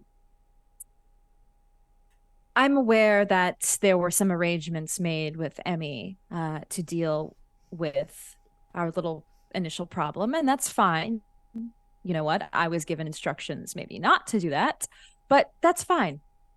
It was done. Whatever happened, happened. But I do want to make one thing clear. There's going to be a internal blood hunt for Lasombra on what's to happen forward. I want you to know that none of you are going to harm Celia. You will not kill her, even if she is of somebody's bloodline. She is not going to die by any of our hands. She's going to leave Chicago and go far away with Nelson. The two of them are going to leave the city and Do I know not the come name back. Nelson? I did mention I had 2 kids to you the other day, Yeah. but I don't know if I said their names. I don't know. I don't think you did say their names. You didn't so- say their names. You described them to Emmy. Yeah. Yes. But do I But- know the name Nelson? God, no. Those are thin blood. You Okay. don't know any thin bloods, really. Okay. Cool. They will leave Who's Chicago. He is my... Remember the 2 little kids I was telling you about? Oh. Yes. They're All right. they're not little kids. Don't let her. That is a misconception. They Emmy are, seems fine though. with They're both this young. They're both arrangement. recently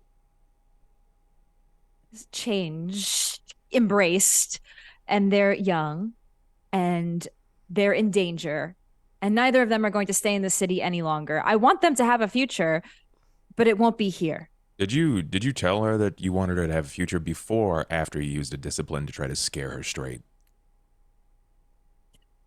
I was trying to protect her from Interesting. you know who, because I thought she was talking to you know who, and guess what? She probably was. Yeah, I think my dad said the same thing before things went down with him and my mom. So there's a lot of healthy balance. But hey, if Celia wants to step too, who am I to just turn down a fight that's at my doorstep? Our last meeting didn't go exactly stellarly. I just want to make it clear that nobody will be killing her. Does she know that?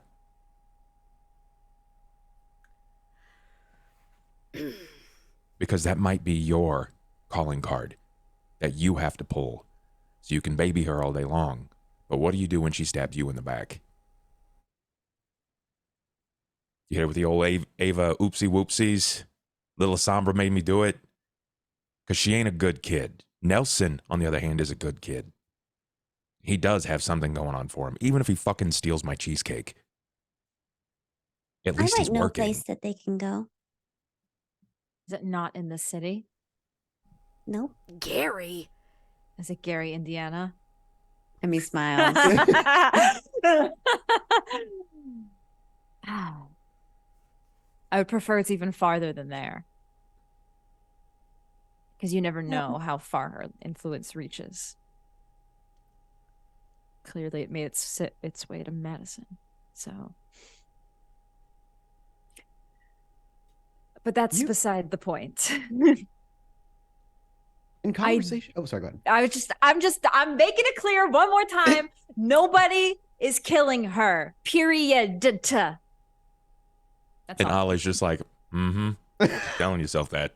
Okay, promise I will not kill her. I promise I already will not agreed. help anyone else let me kill her. Like Emmy.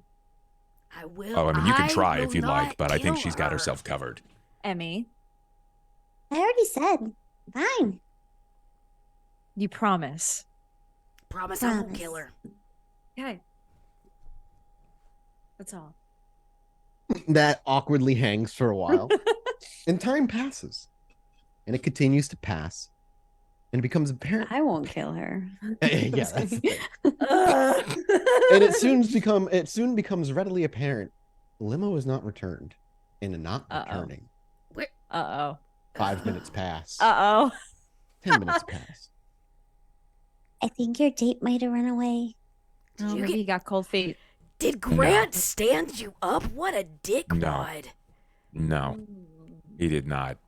That ain't a good sign. Call the company. Call the limo company. Maybe he went back. Maybe he couldn't stand spending another minute in that limo with Grant. And he gave up. Should we actually be concerned? Well, I mean, you don't have to be, but I certainly am. So Oh, I'm dear. gonna beat feet over to figure out what's going on. All Sure. right. Where are you heading? I'll To the help you. restaurant? Yeah. Okay. Emmy, sorry. She just said, "I'll help you." Well, I guess this is a great time to have a bird's eye view. I'm gonna hit the. He said he was just gonna loop the area and come back and pick us up in an hour, right? I went to the restaurant. Oh, yeah, he went to the restaurant. Oh, he went to push- the restaurant. Pushed Okay. the reservation back an hour, and then he was on his way back. That's right. That's right. And then he was coming back. Okay. I don't know where this restaurant is. Dakota has no idea where the fancy restaurant is. It's the same restaurant that we went to With previously. Jackson? Yeah. Oh, that one. Yeah, the one Dakota really liked. Cool. Yeah. Okay. Then I do know that restaurant. I guess I could get a quick head start, basically, onto Ollie and see if I even see the limo. Do you along do the it in front of path. Emmy, or do you just kind of step out of view and vanish? Yeah, I guess I fucking go down, like, is there an alleyway or a I don't want to do it in the middle of the light or anything. Oh, yeah, there's plenty of like little alleyways and Just a corners. masquerade breach in front of Jackson's hideaway. Yeah. Yeah, I'd like to not masquerade breach, please. Yep, you need to make what, one rouse check to do this? That's where I'll check, yeah. Okay, I'm hungry, but I did it. That's fine. So you step away, and as you round the corner, just as you're rounding the corner, only Dakota can hear her own bones snapping out of place. Pieces of her own body absorbed and meshed and moved, as eventually she shrinks just a tiny bit, but not very much. It's a very big bird. And in place of her arms, as they bend backwards and the bones continue to snap, feathers sprout rapidly, and they're large. And with one fell swoop into the air, Dakota goes. And you're heading over to the restaurant. Yeah, I'm just gonna fly the path Okay. towards the restaurant. See if I see the limo. Like, Absolutely. Is it in traffic? Has it been abandoned? Is it on fire? Like, best to worst Yeah, case you may make scenario. me- You know what I mean? You can make me a wits awareness. Okay. And Ollie, Ava, and Emmy are going there via foot. It's not far. Yeah, I suppose so. Not super far, but I mean, you could also get a cab if you really wanted to. Emmy will ask for a piggyback ride. Does anybody respond to that? I look to Ollie. I only got 2 successes on the wits awareness. Okay. You could always spend a willpower point and re-roll 3. I guess that's true. I do, in this form, I have 2, so yeah, I will do that. Oh, yeah, I should be able to re-roll 3. All successes. That was well worth Oh, wow, it. Take beautiful. 5. Dang, nice. 5. Oh, wow. So with Dakota taking to the air, getting a good head start on the rest of the coterie prior to anybody, as you fly the path, perhaps to your relief, you don't see a limo on fire. You don't see a limo crashed into a building. But perhaps to your dismay, you simply just don't see a limo. Okay, then I'll make the, like, as you do the loop, and you do it a back, couple yeah. of times as you do it. And as you, when you return to the coterie, probably popping out of another nearby alley, they're more than halfway there. So you hear Dakota's footsteps. The boots gotta come running out. I did not see the limo at all. Not from here to the restaurant. Should we go back to the bar? I mean, yeah, we can hit the bar. That's If we go back to the bar, I can see if I can find something of his. Hey, to if we track make it to where the he restaurant, we'll at least know if he got there to change the reservation. yeah. So we know Okay, if he at least made it here, there, and it was all the way back, he disappeared. Let's do that and then go to back to the bar, the pub, if he's not there. Lights out. David, do you have a phone? No, I don't usually carry one on me unless I need to. Old habit. Is there like a phone booth anywhere near I can There's buzz like someone up? only a some- few operating ones left in the city, but you could find. I imagine. I all go- of I them. go- I go, Ava, look at that asshole there on the corner. He's got a phone. Ask to use his phone. I mean, that's also fucking true. I will.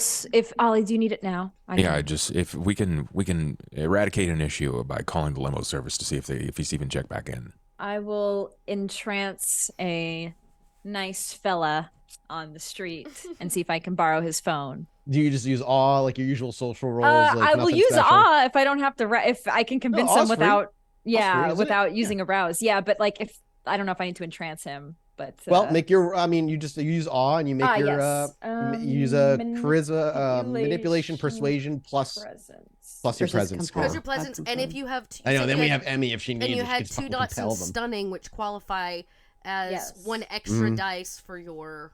I get a lot. Yeah, it's a lot. I think that's right. Actually, it's even more than this. I get 2 extra. Ooh. Let me just roll. Oh, that's not a great roll. Willpower. You can reroll 3 as always. I actually. Okay, so 3 successes. Why'd you roll 2d10? I forgot to add 2 more to my dice pool. Gotcha, for gotcha, my... gotcha. For yes. stunning. Yeah. So what is it? 3 successes. Did you want to willpower at all or no? You know what? Sure. I'll. It's immortal. It's not like this person's like mind is mega powerful or anything. 3, you should. It's pretty simple. 4.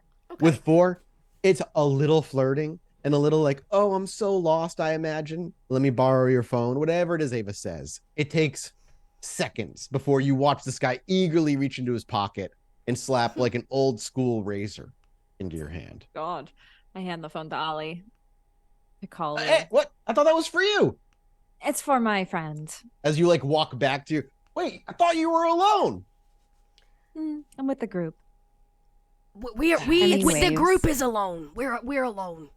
Yes. Clearly, he's not gonna be able to fucking do anything Look, about it. So he's like, all of our stuff was stolen. All of our cell phones were stolen, man. We gotta call to report it. and then he walks over. Well, if you need a place to stay tonight or anything, and he looks to Ava. I'll keep it in mind. Thank you.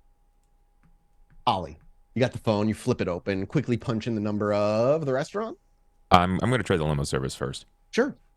You ring the limo service, and there's just an older sounding woman on the other line. Rich's limos. How can I help? Hey, this is Ollie Hopkins. I was calling to see if your driver Harris, he came back. I think it was limo 4, the Lincoln series.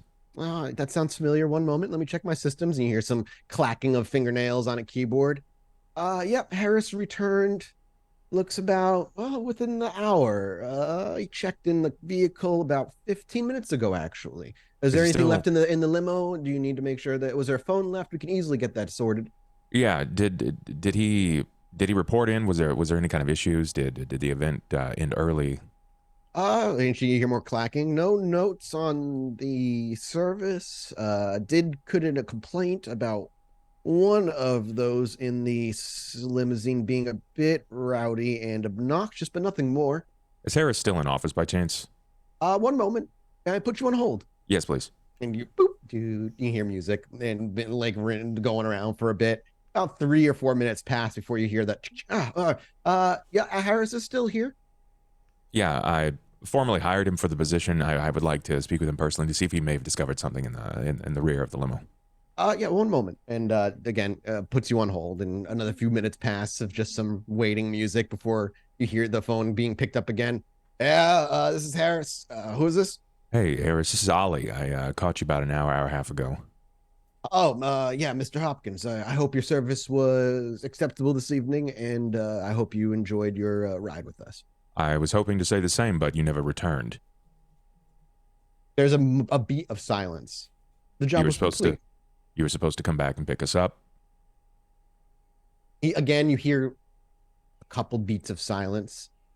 I dropped off my client at the restaurant and returned as instructed. Yeah. Okay. And how did that go, pal? Did you pick us up? And then he simply repeats, I dropped off my client at the restaurant and returned as instructed. Thanks, Harris. Are you going to be in office any longer? My shift is over. I'm going home. Okay. Will you be back tomorrow?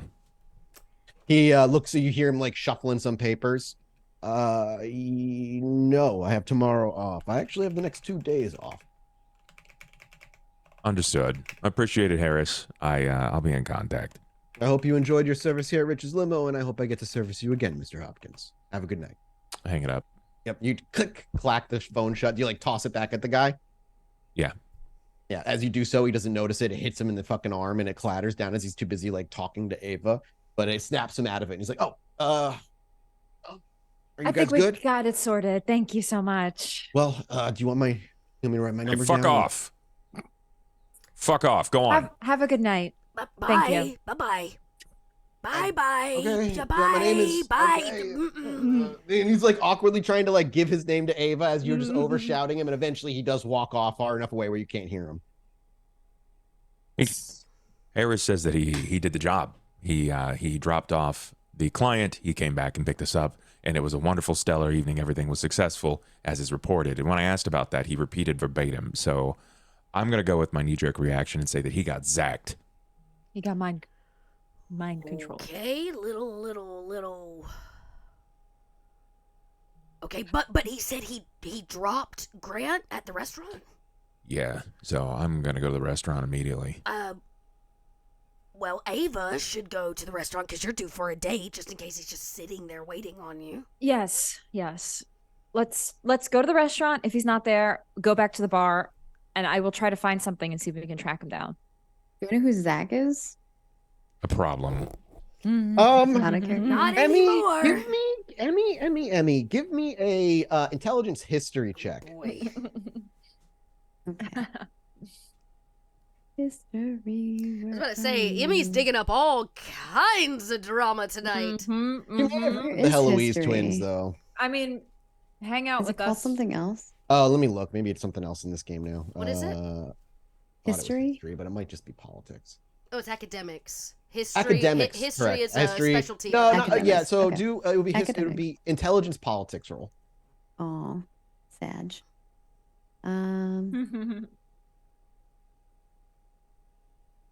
What's the difficulty?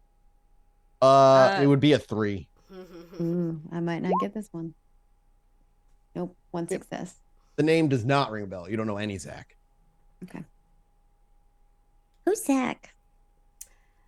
My You said brother. Zach. Yesterday's news. Oh, you have a brother. He Bad. died. Okay, maybe we should start walking to the hotel. Yes. The restaurant, yeah. I mean, yeah, the restaurant. Everybody, Yep. does everybody go to the restaurant? I think we should stick together. Yeah, we did promise Grant for the date, though, that we were not going to eavesdrop, remember? Yes, if he's there and all is well, I will send you all on your way home. Who the fuck do we know that can dominate? Banana Ventrue? hammock. Who else in this whole Lasombra can. freaking city? Ventrue? Or Lasombra, who's had taste of any blood, who's had dominated them. Really, anybody, honestly. But usually, yes, Ventrue or Lasombra. I mean, Mm-hmm. who Or knows? maybe Maybe Grant's it- totally safe just sitting at the restaurant. He just sent the limo driver away. But Or it maybe could have he's been not. our hunter friend threatening this driver of yours. Just saying. Yeah. Ideas being spilled from the mouths as you all walk down the road, and you all have to make your way toward closer to downtown Chicago, back out of the lower west side in a little village up in the I-90, and back into Toreador territory, where the finest restaurants and establishments have always been. You make your way. What's the name of this place? Did we ever give a name to this restaurant? I don't remember. No, you said it was like a French. Fancy It was fancy French place. French restaurant in Chicago. Got it. I'll look up a place. But as you arrive, Les Bouchons. There you go. Perfect. Les That's the name. Bouchons. Les Bouchons. It is a. So as you arrive, Bouchon because is it's so somewhere, good. it's in the city. There's a little valet place that you pull your car up to. There's no real parking lot anywhere, and there is it's quite a busy night, as most nights here in downtown Chicago tend to be. The couple of valet folk are standing out front, and just past them, in the front of the entrance of the restaurant, is the person you would consider, I guess, the host. Somebody who checks names, make sure that you're on the list and whatnot. And it's a young man, maybe 18 or 19 years old. He is clean shaven, not by choice, because he can't even grow any, and his hair is short and brown. The clothes fit him, and he looks like he just looks like he's going and talking to a couple of guests who are about to walk past him and enter the restaurant. And as he says, "Have a good night, enjoy your food, and I do recommend the steak." They walk past, and he looks to the four of you, all dressed. No, I don't approach No? this. I know better than to approach Sure. this restaurant. Dakota stands across the street and looks homeless. Like, just Maybe with Emmy. Yeah, maybe holding Emmy's hand. Yeah, perfect. Unless Emmy wants to go in the restaurant. Emmy's actually probably dressed as a child to go in this restaurant. Dakota is not. Yeah. I mean, Emmy wants to, but Emmy will do whatever. I mean, if Emmy wants to go walks- and go for it, Dakota's not Who going walks in the up restaurant. to the host? I would. Me and Ollie. So who makes me the Ollie and Ava as you approach. Names, please. There's a reservation for Grant filled. And he looks down. One moment, and he pulls back a few pages. Yes, I see that the reservations were initially for 9 p.m. And they were canceled. Canceled, so they never arrived. It wasn't my shift, but a moment, and he like goes into the building and walks away for a few minutes, leaving you with just the valet and kind of the front of the building, which is a gorgeous building in and of itself. It takes just a few moments, and he walks back out. From my understanding and what I'm being told, Grant himself canceled the plans. Maybe he got cold feet, Ollie. Did he arrive here? From my understanding, yes. Okay. Is something wrong, Mr. Hopkins? Should I phone the police? Not yet. Not yet. Did he arrive alone? Perhaps I should just get the other person for you. Please. Why don't you do that? He walks out. Another few minutes pass before a woman of in her 20s arrives with her hair in a tight bun. It's like really a dark brown hair, and she has hazel eyes. She wears just a simple black outfit from head to toe. She looks around for a moment before realizing you being right there. You must be Mr. Hopkins and Mrs. Hopkins, I presume. Eloise. A few questions. Hopefully, I can help. My shift ended a little less than an hour ago, but There's a reservation for 9 o'clock for Grant Fisher. It was supposed to have been pushed back by an hour. yeah, Jake was asking about that. Yeah. What happened? Pushed back by an hour? No. He came in a limo, correct? If this is the same person I'm thinking of, Hopefully. he stepped out of the limo. It looked like he met up with a friend, and then he walked up here and canceled the reservations. Said Why don't you that tell me his about that friend. The details of them are difficult to recall. They didn't come up with him. Was it a man or a woman? It was a man. It was a man. Tall man, thin man. Average height, I'd say a little bit on the heavier side, but not by too much. Didn't look dressed for an occasion or anything.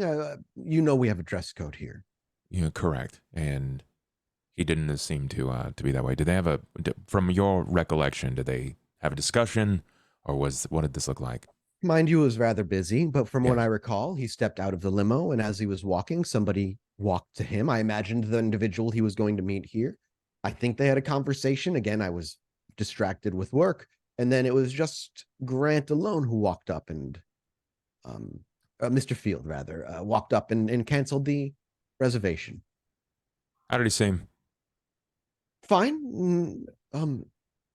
Something wrong, Mr. Hopkins. Potentially, he's my personal attendant, and his well-being may be of an issue and care here. So I need you to recollect as much as possible. Give me all of the details. There's security cameras. Should I call the police? No, we're gonna need to see those cameras. I will handle this with my own personal security. I'll need to get my manager for that. Please, why don't you do that? One moment, please. I apologize. Okay. And she starts to like lose that like presentable, prim and proper thing she's carrying. She kind of like, okay, I'll be back. Jake is gonna need to. If you need to step out of the way, there are people that need to be taken care of. And Jake kind of walks back and, begins kind of doing his job. 10 to 15 minutes will pass before eventually an older gentleman with a complete salt and pepper hair, a white mustache, and thick, well taken care of mustache. No beard to speak of, but in a very presentable suit. Nothing like, it's not Versace or anything like that. He's just wearing a nice suit. Kind of steps out, no tie. The top button of his shirt is unbuttoned, and he looks around the crowd of people. And after a moment or so, he goes, "Is there Mr. Hopkins out here?" I'll stand to. He walks over to you and he reaches his hand out. I didn't catch your name. You can call me Mr. Sheffield. Mr. Sheffield. Hello, Sheffield. I'm Oliver Hopkins, and this evening I had a personal vested interest in my attendant having a date here under the reservation of Grant Fisher. It said that he had arrived, but that he had canceled his reservation. That's not possible. This is something that he's been looking forward to, a bit of a reward for his efforts that he's put into my personal service. I'm going to need to see some form of security, video footage, what have you. I believe his personal health and well-being may be warranted. Why don't you just unfurl that for me? Let me see something here. He takes a moment. Well, Mr. Hopkins, I apologize that there may have something may have gone wrong with a friend of yours. Let me call the police and No, my personal security service will be seeing to this. There's a moment where he looks like he's gonna say something. Ava, as I'm like listening, and if I hear this is going to that direction, Ava steps in and puts her hands on Ollie's shoulder and looks at this gentleman. Perhaps I don't think the police will be necessary. Perhaps you could just have us have a quick look and just make sure everything's okay, and this will all be. What are you doing, Ava? Are you simply manipulation, persuasion, or are you using an ability? I would like to use my presence. I don't want to put on because I just don't want to make a big thing about it. So I'll again, awe is one of those things that's passive. It does draw like people like are more paying attention to you, but it's not like entrance or whatever. Entrance is an individual. I think I would like to entrance this individual. Please do. I believe it's one rouse check. It is. And they don't get to resist because he is immortal. Okay. So he just falls. So your hunger goes up to 4. Yes, it does. It's difficult to maintain focus. As you sit there and you place your hand on Ollie's shoulder and you look this man in the eyes, and you feel the blood thicken and begin to course through your veins, and as the words fall from your lip like honeyed poison, the thought of eating him dominates. You struggle with the inner beast as you speak to him. And while you're able to maintain your words, it's obvious to your coterie that you're stumbling a little more than you typically do. However, you're not at 5, and he doesn't get to resist. He takes a moment and sigh. He doesn't sigh, but he kind of takes a deep breath and holds it for a moment. When is your personal security going to be here, Mr. Hopkins? And Miss Heloise, was it? Yes, Miss Heloise. I can have them readied within the hour. Return when they're here. I'll bring you into the back rooms. We'll go over the footage. Why can I not be shown this footage first and foremost? I was under the impression you wanted your personal security to see it. Do you wish to see it? I do wish to see it. Yes. If this is some sort of a prank against me, then I can hold my attendant accountable for his actions. But if this is something that is personally being leveraged against me, I'd like to handle it personally if I can. I understood. I understand, Mr. Hopkins and Miss Eloise. You two may follow me. And he gestures. Does Emmy try to go with them? What is Emmy and Dakota doing? Just kind of standing like a couple feet back? I think they're like outside. I am outside. Like, I did Well, this is not come outside in. the restaurant as well. All this is happening at the front doors on the outside of the restaurant at a little podium with the symbol of their restaurant right there. But if he simply is, but if you're going to stay on the outside, that's totally fine. Do we see them like go in? He leads them inside. Yeah, you can even hear the conversation. Like, I'm not going in. While I'm outside, though, do I see anything that looks suspicious or strange? You both are welcome to make wits awareness rolls for me on the outside. That would be cool. In the meanwhile, the scene cuts to the inside. A busy but moodily lit restaurant greets your ears. Instead of loud music and whatnot, you have a live classical music being played on a small stage not too far from this actual main room. He walks you past all of that through the kitchen where his chefs are working on delicious looking meals from top to bottom. But even past them, without a pause to look, he brings you into a back office. This isn't like the security you've seen in like rundown places. This is some high-end, high-tech cameras. This isn't CCTV cameras that are obvious. These are cameras that are built into like hidden lights and stuff around the restaurant. And he begins to he excuses the two security that personnel that are in here, and they leave while he gestures for you to take a seat as he goes to the main HD TV and begins to take the footage digitally with a knob, kind of rewind it, and he begins to rewind it however many hours it's been since you give him, basically within a time frame. Meanwhile, on the outside, what are your wits awareness score rolls? I only got a 1. I got 6 successes. Emmy! Jesus Christ. With 6 successes, Emmy, it's not instant. It's not like you look around and you see something. 10 or 15 minutes pass. And it's less of a, oh crap, somebody's there hovering. And more that every time you look, there seems to be somebody with their eyes on you. Maybe it's a guest that's with another that seems to be looking at you awkwardly, and it could simply be because you're a pink-haired 8-year-old. But then you look again, and it looks like somebody who was just walking by. Their gaze lingers on you too long. And it's the third one that really sets you, feels like you might be being watched, of another, a young couple that walks out of their car, gives it to the valet, checks in, and kind of eyes you a little bit. You're certainly being observed. Now, whether it's because you stick out or because something else is going on is hard to tell, but there's certainly a pattern of being watched. On the inside, while you chew on that, on the inside, he rewinds to that particular time, and eventually you, Ava and Ollie, will see the limo roll up, and he's still scrubbing kind of quickly, and he's kind of waiting for you to say something. Slow down right here. And he stops. Is this where you arrived? Okay. Play back. Play normal. Okay. He reaches forward and click with the button. It begins to play. The limo rolls up normally, and as it does so, the back door, the driver steps out and opens the back door. As the back door is opened, out steps Grant and his clothes. And as he steps out, you see him dust himself off and swig whatever was left in the cup he was holding before he looks minorly confused and kind of just tosses the cup back into the limo, likely on a seat. The door shuts, and he gives the driver a hefty pat on the back. The driver looks like he's expecting something, but Grant doesn't give him any money. The driver eventually gets into the vehicle and stays there for a moment. As Grant's walking up to the podium, about 5 feet away from the van, from the limo, an individual walks into frame. But as they do so, you watch the camera begin glitching out. He pauses and he's like, hang on, might be corrupted. And he rewinds it back again. It's like, we can see if it'll fix itself out. And he hits play again, and the van rolls up as Grant steps out, dusts himself off, throws the thing back in, pats the driver on the back, and walks up. And just as that person walks into view, the camera starts spazzing out. As they walk into view, before it messes up, what kind of details can you give me about the figure? You can try and have him freeze on the frame. Yeah. He walks in. Yeah. I'll have him dial it back just to And that as spot. you do so, unfortunately, and perhaps this is telling for you, there is no opportunity to see any details. It freaking glitches the minute this person would walk into the frame. The details are impossible to see.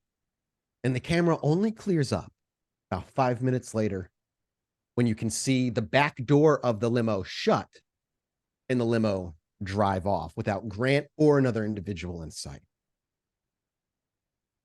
indicating perhaps there was somebody in that back door and the limo did take them somewhere.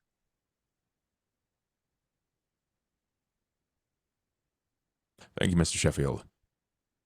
If you can scrub this footage clean, then by all means, please forward it to the Lights Out pub. Does Ava command him to do so? Yes, if that's what Ollie would like. He says that, and his Yes. response will be, I believe the next step should be to call the authorities, Mr. Hopkins. If your friend is... No, I think this was more of just a little bit of a prank that has been played. If you wouldn't mind just sending that footage over. What's the length of Entrance? Is it the scene? I think it is a scene. I can look it up if need be. I just want to make sure because it should still be in effect if it's a scene. Entrancement. There it is. 1 hour. Oh, 1 hour. Yeah. Yep. 1 hour plus 1 per point of margin. So a few hours this thing is going to be lingering on this individual. And as you say, what is it that you say, Ava? I say this is clearly some elaborate prank. The police don't need to be put in contact. If you wouldn't mind just forwarding the footage to the Lights Out pub, it would be appreciated. Well, our recordings aren't digital, at least not on a network, but hang on a second. And he reaches over and he slides over to a computer, moves some files around, and slides out a small little thumb drive, the footage, and he hands it to Ava. Much appreciated. And it's been scrubbed as requested. I hope you find your friend, and I hope he remains safe. I understand the need for discretion. We appreciate it. Thank you.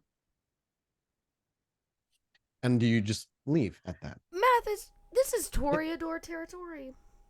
Yeah, you're within Toreador territory. Doesn't mean that it's only Toreador here. And you know the Malkavian territory butts up against Toreador territory, and then south to Toreador territory is Tremere territory. I think we would head out. Yeah. To the rest of our group. Before we follow you out, on the outside, would Emmy and Dakota, or at least Emmy, say anything to Dakota about the eyes she's seen on them? Yeah. You could walk her. You don't have to say there. Do you want to walk away? What is it you want to do? Yeah, I think Emmy will grab your hand. Oh, okay. Try to find a place that we can be more stealthy. I mean, Dakota's used to having a young girl grab her hand, so, just a different young girl, I guess. So, she follows, knowing that you want to go somewhere else. Yeah. Emmy is trying to be stealthy, like try to hide and absolutely not be seen. You don't have to make me a stealth dex check. This is more of a, because you're trying to be like socially stealthy more than anything. I think let's do a charisma performance check. Oh, interesting. I was expecting to be stealthy. You're trying to play like you said you're trying to play like the kid and be like, come on, let's go this way, and walk away and like talk to her, right? Or are you trying to like dip out of view and like literally dip out of view? Okay, then yeah, stealth dex. And you like, both need to make me a dex roll. Okay. I don't know if Dakota follows in suit, but that is what Emmy is. I imagine she picks up. She's not a rookie. I got a 3 5. successes? Messy critical. I got a 7. Oh wow. Yeah, then you both walk away. And with the messy critical, there's no real need, to kill anybody in this situation. But we both messy critical. Yeah, maybe somebody follows you and you end up threatening them or throwing them against a wall, but nothing that'll call the cops to you or anything like that. Right. And you're able to walk away without being tailed, as far as you were aware. And you rolled really fucking well, so. Who's watching us? You didn't notice anybody, Dakota. Is that a rhetorical question? Because I'm no, sure there's it's a lot a of people. real question. Well, we're in Toreador territory. You know, I heard the rats around here watch people. Think really hard. Who would want to harm Grant? Well, we just took something valuable from someone.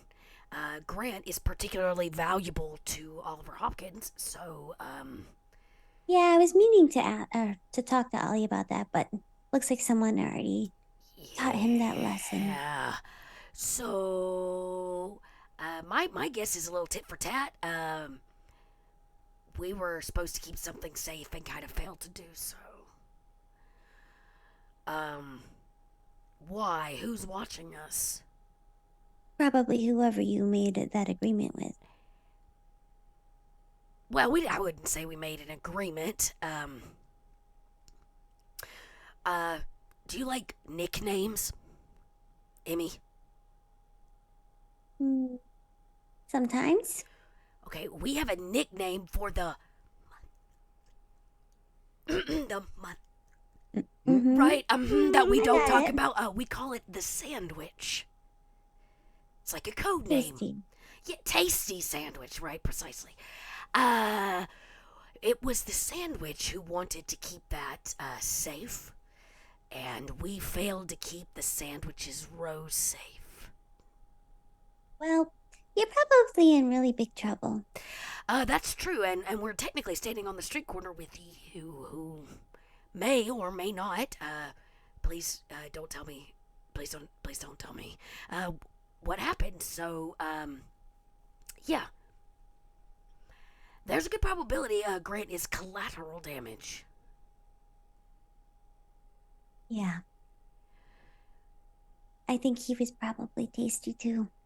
Yeah, that being said, somebody that can slip in and out without being seen does limit the possibilities of who could have yoinked Grant. Though, until we have confirmation from Ollie, we don't even know, you know, maybe he got another date. A lady... I hope for Ollie's sake that's the case, but I'm having a feeling that's not going to be the case. Yeah, me too. Between you and I, how well do you know Ollie? Not very well. Okay, let me tell you a little something about Ollie. He's an emotional man. He doesn't show those emotions, but his big old body is just full of them. Empathy, in particular, and he has a really big soft spot for Grant. So I assume when he returns, and it is worst case, not best case scenario, he's gonna be grumpy. And when Ollie gets grumpy,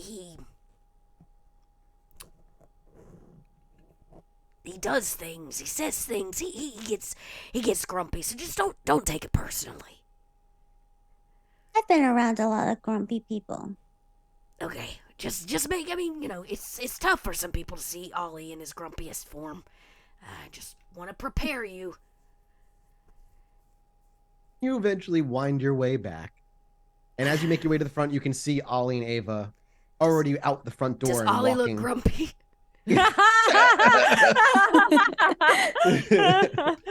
Bub's like, I'm about to break somebody. Okay. Do you see that slight twitch in his left eye? That's a sure sign that, in fact, it is worst case scenario. So just don't egg it on. Just real subtle and kind, like Emmy. Emmy just smiles. Yeah. Okay. Like an uncomfortable smile. Hi. How did it go? Fucking Lasombra took him. We're sure about that? Yeah. Pretty fucking sure about it. Okay. The camera footage didn't work at Nos, I would say I think we shouldn't Nos have has the this- ability to break Nosferatu cameras too. also can do that. Yeah, Nos can do No, that I as don't- well. I don't think Yes, they can. they can. At I'm the pretty fourth sure they level, can. it basically blurs them from technology. It breaks them on technology. Yeah. I It think blurs them from tech. that's what happened in the thing, right? The tech is like going all staticky and glitched. glitchy. It glitched the tech. Let's It literally makes them invisible. This like shut down all the technology functioning at the time. Is And that? I think is, Emmy Oh, I see. And we know that Outside of Lasombra do that to technology. They Yes. break tech. We can be pretty certain it probably I would was say you probably don't Lasombra. want to have this conversation here. I We're was definitely gonna being agree with watched. that. Yeah, we should. We're being watched. Emmy says. Let's go. By pretty much Somewhere. everyone. Should we go to the boat? Like, I don't even feel safe at the bar. You have a boat? Maybe. Shh, don't tell her all the secrets. God, she just. Oh my god. It's the first time. Emmy gets excited about a boat. I mean, Well, we could go back to the bar, or we could go somewhere more private. I'm just saying. I mean, the bar has protections. Like, he pays Ballard. Like, there are not Ballard, but Alan and shit. Like, the bar is a safe place. It's not like a place that doesn't. We should go back to the bar because I can see if I can trace him a bit more. So let's go back to the bar. I'm making the executive decision because back to the bar. Yes. Everybody agree on that? Oh yeah. Okay. Takes you not that long. I mean, you could probably hitch a ride to get to the bar, so you get there rather quickly. Take the bus. Take the bus, whatever it is you got to do. But eventually, you do make your way back to the bar that is being run efficiently by those nameless employees. No grant. Question: are we being followed as we're going back? You may wits awareness if you want to keep track of seeing if you're being followed. Because I think our route of getting back might change based on that. I'm gonna try as well. Oh, hey, I did better. Now that I know people are watching us, I got Holy 3. shit. Oh, Damn. messy critical 7. So with 7, I mean, and Dakota rolled well as well. Both of you, it looks like you're not being followed at all. Okay. And They you're very wanted. How does that get Did we get messy? the idea that they wanted us to? They wanted to see if we saw he was taken. Like that's why we were being watched in that area, or they just. It could be that, or it could be just Toreador. It could be ghouls like keeping place on it. It could be any number of things. Simply Okay. that you were being watched. Okay. Yeah. But you make it back to the bar unfollowed. At all? You could wits insight that. Yeah, like what's the reasoning behind only being Yeah, watched there? I was wondering the same thing. I was like, why are Yeah. they watching us? You can make wits insight. Okay. Be hard. You might not know why they're watching you, but you'd be able to at least see where most of their focus is. Yeah. And is there a way for me to add more dice to this? You said- Rouse. You could You would rouse check, and you could add 2 or 3. Let me 3 more. try that. Ooh, succeeded. All Yep, right. not any hungrier. So you got 2. Yes. I had 3. I think she does 3. We had 2. I do 3. Oh, right, because that's right. Yep. Because you She's a little Oh. older. older. 4. I did not roll well. I mean, 4 still power. considered like very hard Yeah. difficulty. But comparatively to how many dice I have. Oh well, yeah. With the dice pool you roll, the thing that you pick up the most on is their eyes again were mostly on Emmy. Interesting. While Dakota certainly sticks out compared to the people who are like dress code and all that shit, the eyes were on Emmy more than anything. So you make your way back to the bar, eventually make your way into the kitchen where the 4 of you can speak freely and without worry of being watched by strangers. Okay. Lasombra, who knew where he was gonna be, is Rudy. The only one. Do we give him a call? What do I know about Rudy? Ooh. Give me a intelligence politics roll. Maybe not that much. You've been out of the scene for Yeah, a I've been long out of the time. city. Yeah. I'm not going to add to this because precisely that. Yeah. 0 out of 2. Yeah, you don't know who Rudy is. I'm going to make it simple. Now's the gonna- decision, really. How much are you bringing? How much is Emmy about to learn? Oh no, we're about to find out. Yeah, like that's I imagine boy. on the the mind. Telling Emmy is not of Ollie's concern right now. If they want to give her the shake and shimmy of it, that's cool. Ollie's just going to go in the back alley and call out for him. Yep. Gonna howl in the You guys night. get in the kitchen. There's probably a few moments of just silence as everybody kind of like puts their things down and just trying to get their thoughts straight. And Ollie wordlessly just walks away out the back door, and you just hear him, Rudy. I imagine. Yeah. Emmy, Ava, and Dakota. What do you do? I think Emmy leans in to Dakota, but Ava can hear this, obviously, and says, Is this the grumpy part? Yep, this is the grumpy part. I'll head to the door to kind of listen in on if Rudy shows up. Hey, are you going to try and evasion or anything? Or are you going to wait? I'll wait to see if Rudy shows up. If he doesn't, then that's the next step. How long do you wait for Rudy to show up, Ollie? I'll just keep doing it like every 15 or 20 seconds. Okay. Time passes and he never shows himself. Okay. Rudy, I'm going to let you know right now. If you don't give Grant back, you are declaring a war with a motherfucker you don't want to fight. I don't care whose side you're on. Give him back. This is the only time I'm going to ask for him. Bygones be bygones. Let it all just drop right now. All that's put in the air. And maybe, and I imagine you half expect a response then and there. Now, whether Rudy hears you or not, you're not sure. But the thing you do know is that he doesn't respond, at least not right now.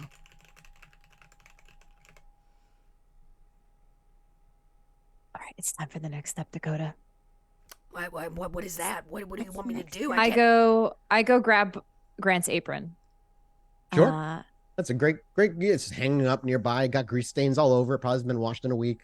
I am going to Spirit's Touch. You are, remember, at 4 hunger right now. I am. Okay, I'm maybe you the should maybe you should eat the guy who busts the tables first. Like, chill out here, Ava. Man, Ollie's fucking losing it. Like, it's, I don't think we have the cool is time. gone. Yeah, so she doesn't bother. She's like, we don't have time. "Oh, you hangry." This is why we always make time. We always make time. Emmy is just watching this, just kind of like amused. Oops. All right, intelligent. Well, you know what? I'm gonna still do my Spirit's Touch. Yep. Intelligence aspects. That is. Yep. 1, 2, 3. I have to do it the weird way. What's my intelligence? 4, 5, 6. Okay. 60, 10. What? You bitch. I'm willpower re-rolling that. 3 more. Come on, baby. No! All that rouse checking for one lousy success. You got 2. Oh my gosh. So, I Emmy got and 1. Dakota. Yeah. You watch as she's like, there's no time. As Ollie is clearly losing his mind outside, ready to declare war on Rudy. And she's like, while you suggest to Ava grabs the apron, hears Ollie and looks to you and says, there's no time. And so she grips it tightly with both hands and she closes her eyes, allowing the blood to do what it will. But it is impossible to concentrate when the beast only wants to feed. And you begin to lose yourself. The poisonous rose begins to blossom ever outward, and the snake that slithers up it wants nothing more than to control your body. And while you don't lose control, focus is gone. And when things seem out of focus for Ava, difficult to grab hold to, and difficult to even perform, there's always one thing and one person she's always been able to rely on to keep her grounded. Oh, no. And she may not realize it as she induces a vision, but you watch as one of her hands lets go. And she reaches into her nearby purse and pulls out a journal. Almost mindlessly. Damn it. As the journal comes forward, she lets go of the apron entirely, and she opens her eyes and looks down. Ava, what you see isn't a book, a notebook bound by leather, or even Saito's journal. The cover, as you open your eyes, quickly begins to shift. The thick cardboard outing melts in your very hands, dripping through your fingertips and onto the abyss of a nothingness around you, something you're entirely familiar with. But you remember holding an apron, not a notebook. And as your eyes watch as the cover of the book melts, and the notebook itself seems to drip through your hands like thick coursing vitae, You watch bubbles bubble forward. And you watch as as the bubbles pop in this thick, viscous liquid of a dark color, unable to be seen, or unable to be determined what exactly color it is. With each pop, whispers of screams trickle outward, snatched up by the invisible wind and carried far away from your ears. Those bubbles do slow as that liquid begins to take shape. The sockets of an eyes. Oh no. A nose. A mouth in pure pain and agony. But it is not Saito's face that you see, but that of Mr. Vitel's. And as the face finishes its forming, his mouth open in ghastly pain, those whispered screams become the only thing you can hear, dominating everything. The pained screams of uncountable innocence. And as it reaches its peak, it almost shoves you out of the vision. You're in the kitchen, holding a notebook, with the apron on the ground. And Emmy and Dakota looking at you. Well, Dakota probably expectantly and worried because you know how hungry you are. And Emmy with fascination. As you watch Emmy, while that's happening, Emmy actually says to Dakota, Are they always like this? Every damn night. Every night. Ava? And she snaps out of it as she blinks and her eyes clear up from that milky white. But you hear that lingering screaming in the back of your mind. It's persistent. And you are hungry. I need to feed. Yeah, I said that, but give me this. She did say that. I start taking things from. You grab the notebook out of her hand. Except for the notebook. Don't take the notebook. Yeah, no, I don't touch the notebook. I know better. I know better than that. I put your hand to put it back in your bag, and I take the apron. I was like, go, feed, go. I push her, go, feed, go. I'm going to check on Ollie. and Emmy just skips away. Like, I don't want to deal with whatever is going on over there. You make your way out to the back door where Ollie is there. My mind has your sleeves rolled up with your rather angry. Are you still shouting into the air? Ollie's probably gonna pass through and go into the basement. It's like he would probably rage. Like, this is as close as it's gonna get for him riding a wave. Do you want to roll for Fury Frenzy? Well, is there a chance of you losing yourself to Fury Frenzy in this moment? There's a good chance. Yeah, Make me a Fury really Frenzy roll, chance. please, then, because this is considered I would not say because he's not your touchstone per se, but he's real. No, but he may as well be a touchstone. Yeah, he's real close. So please make me a Fury Frenzy check, sir. What's the difficulty? For this, it's just 2. 4. Like you said, it's as close to riding the wave as you get, but you maintain control of yourself so long as you choose. You walk by as Emmy's walking out. You walk by her, and you see Ollie. He breezes by both Ava and Dakota as Ava's going to grab a bite to eat, and he makes his way immediately into the basement. Ava, I need you to make me a hunger fear. Who are you grabbing? One of my guys. Okay, that's what I figure. You don't need to make a hunting roll, and you're just bringing him into one of the private rooms. Yeah, I'll bring him into a private room. Hunger frenzy check as you feed on him at 5 hunger. Yep.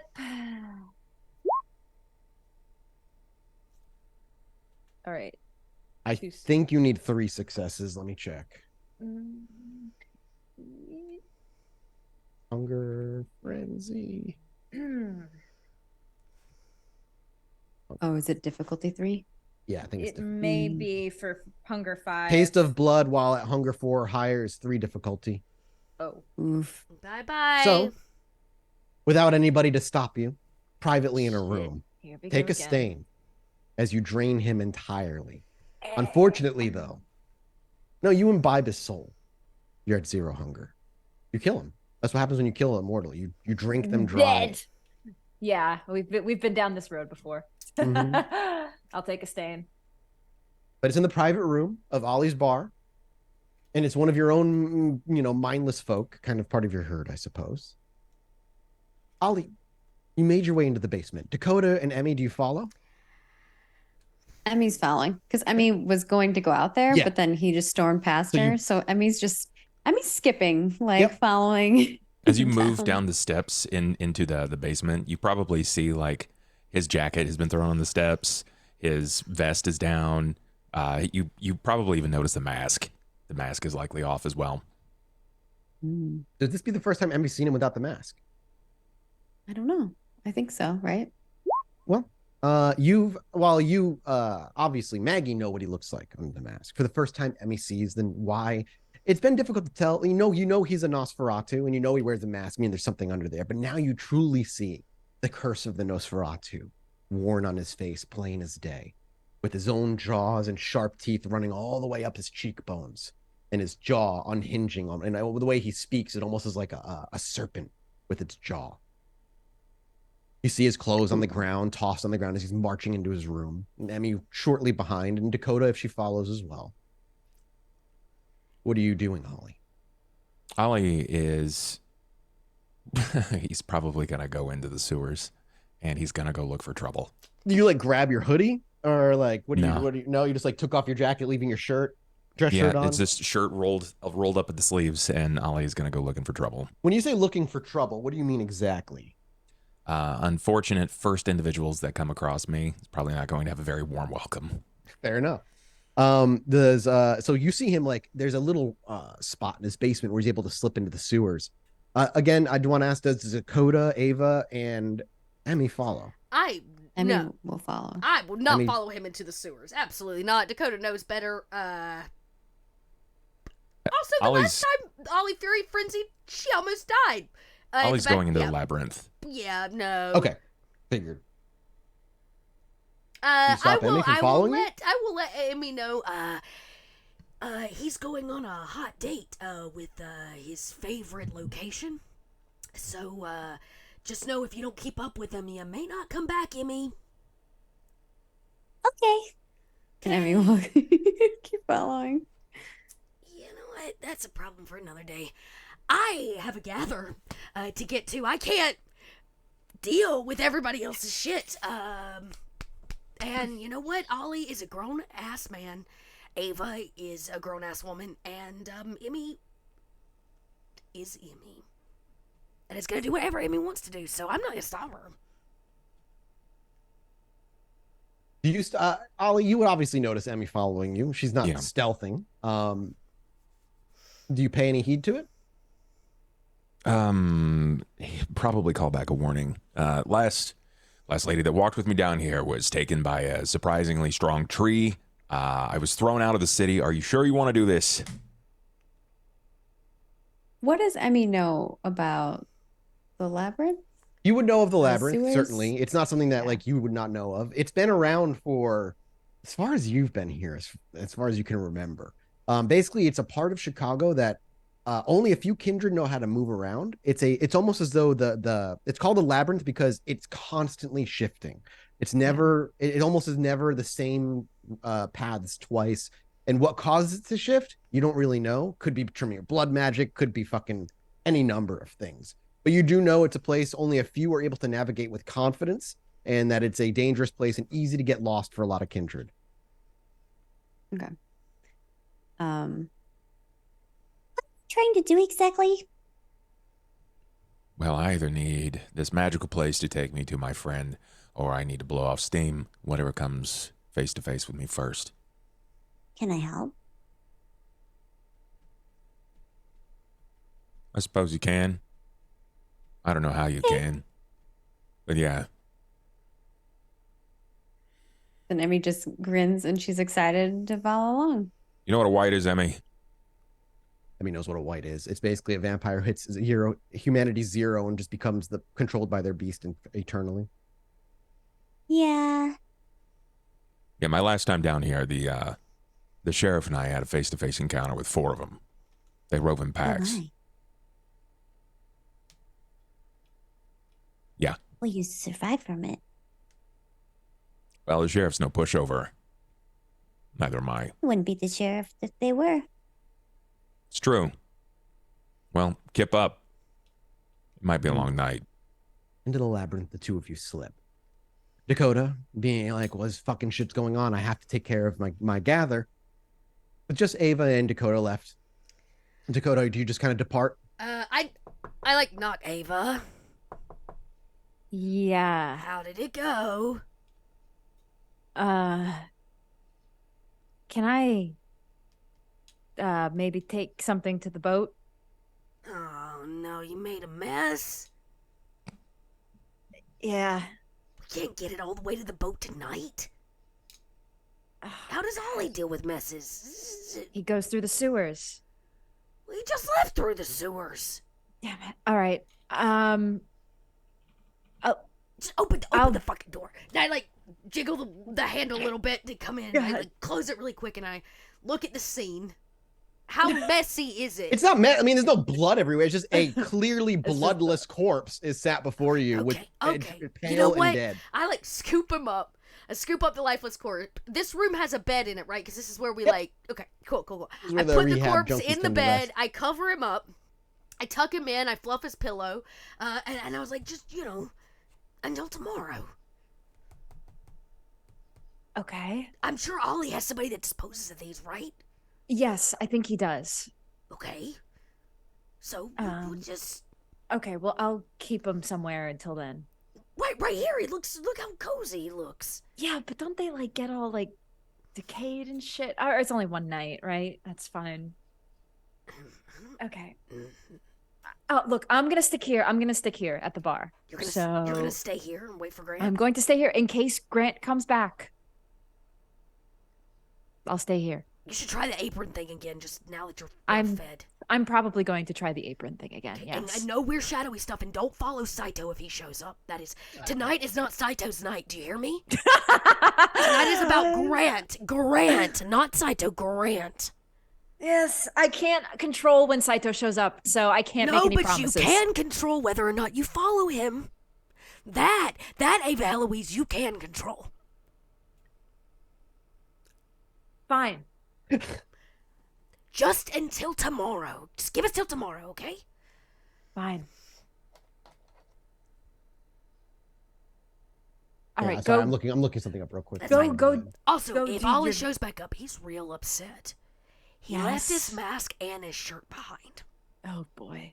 Yeah. So just and Emmy went with him, so he's not alone. Oh, well, hopefully that goes well. Yeah. But if Emmy doesn't come back, she's probably lost to the labyrinth. You know how that goes. Yeah. Yeah, well, okay, cool. So we don't have enough problems. So, yes, go do your gangrel shit. I will be here. Okay, I will be back. Guess I'm the bar owner tonight. Welcome to the Lights Out Pub, everybody. Oh my god. I'm gonna say an hour passes for the moment. In that hour, as Ava's tending bar, people come and go. But one person walks their way in, a face you do not recognize, dressed in casual street attire, sneakers, shorts, and a t-shirt. And the gentleman looks like he might be in his 20s or 30s. It's hard to pinpoint. He's got gruff beard and shaggy hair that's not quite down to the ear length, but kind of like stuck somewhere in between. He walks up to the bar as he looks around, pulls out a stool, and as he sits, he's just like, yeah, this place is exactly how he said it would be. And you are pointing to Ava. A proprietor. Well, Miss Proprietor, good to meet you. My first time here at the Lights Out Pub, correct? Yes. Might I ask how you heard about us? Oh, come on now. Lights Out Pub. Word gets out about this place. One of the friendliest places you can go no matter who you are. This is true. Might I ask who you are? You can, as long as I can ask who you are in return. Fine. You first. Oh, fine. He kind of like straightens himself up and leans. But before I do, can I get a Sam Adams, please? Sure. Do you get him one? Yes, Ava will oblige. And he asked for it in the bottle specifically, not on tap. Okay.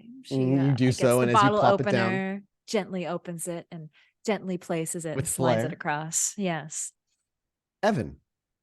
Evan. He grabs it and he reaches up. He kind of gives it like a mid-air cheers and he tips back. You? Ava. And is the owner around? Unfortunately, he had some business tonight, so he left me in charge. A busy night for a lot of people, I feel like. Yes. You're Ava, then you must be Ava.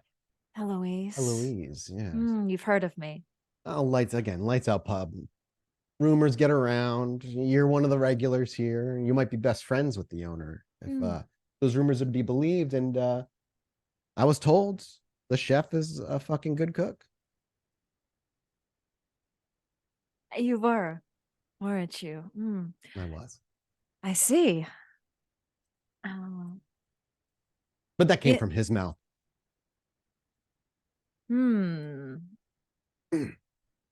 So, you've heard from the chef?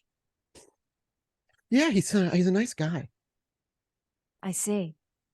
A lot of dreams, hopes for the future.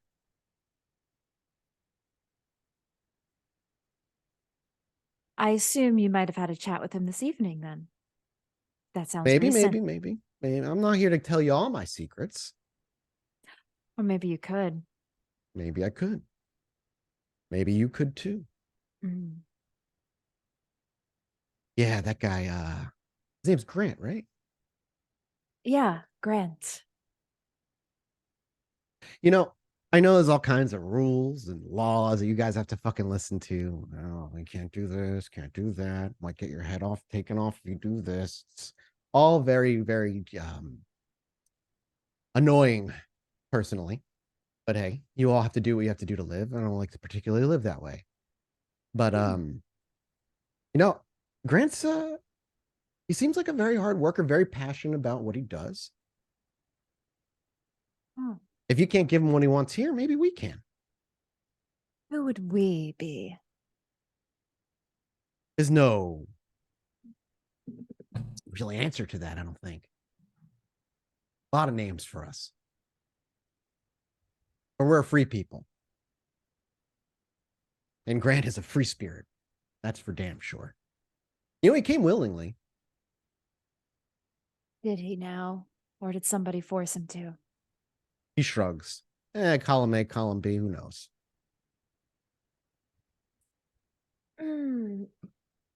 Well, look, Evan, you seem like a nice guy, honestly. Thanks. And I like nice guys. I would say I like stuck-up women, but I'd be lying. Every guy secretly likes a stuck-up woman. They just don't want to admit it. he grins widely at that and takes a big old gulp of his beer. Why don't we make a little, I don't know, a deal, a little exchange? Oh, wow. Right to business. Well, you don't seem to want to be with a stuck-up girl, so I guess we will have to get straight to business. I'm all ears. Though I will say, you're not going to have to convince me. You're going to have to convince him too. Him? You report to somebody, I assume. Grant. Oh, I see. Okay, well, I'm sure I can do some convincing to Grant, but for you, I'm sure there's something you want if you went with my dear friend Grant. You wouldn't just go and talk to some random chef of the Lights Out pub without something that you wanted. You're a smart girl. Hanging out with that Ollie Hopkins a little bit more than usual, I see. Yeah. There's some things that we would like to have. Just say the word and I'll help you out. Now. I'm not going to believe the word of a poison rose that easily. But I will say, yeah, we're looking for some stuff. For one, this bar is really goddamn nice. Not saying we want the bar. Don't jump ahead of yourself, okay? I don't want any of the bar. I'm not trying to take it away from Ollie, but it's tough business. It would be nice to have permission to meet here whenever we want. We're freedom fighters, you see. You keep You saying and this I- we thing, and you're not really saying who. So I Yeah. can't really, You want me to just give the names of my friends? I'm not going to do that. But listen, you and I, not just you and I, us and you others, Ollie, Ava, Dakota, we're all fighting the same fight. You just don't realize it yet. The city needs to be free from its chains. Something old is hanging out and putting a lot of boomer energy into the city, if you know what I'm saying. We just want to get rid of the boomer together.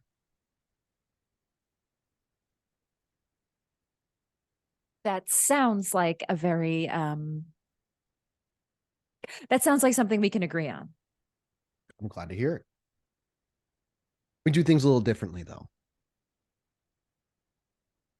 Do you know when your owner's going to be back? Probably tomorrow night. Hmm. But look, I'm a fast mover. I don't sit around and wait for things. I take what I want when I want it. So you have something I want. You've made it clear you have Grant. So maybe we could make this exchange tonight. Perhaps there's something I specifically can help you with. I do have my ways of getting things. Tell us where Jackson's located. God.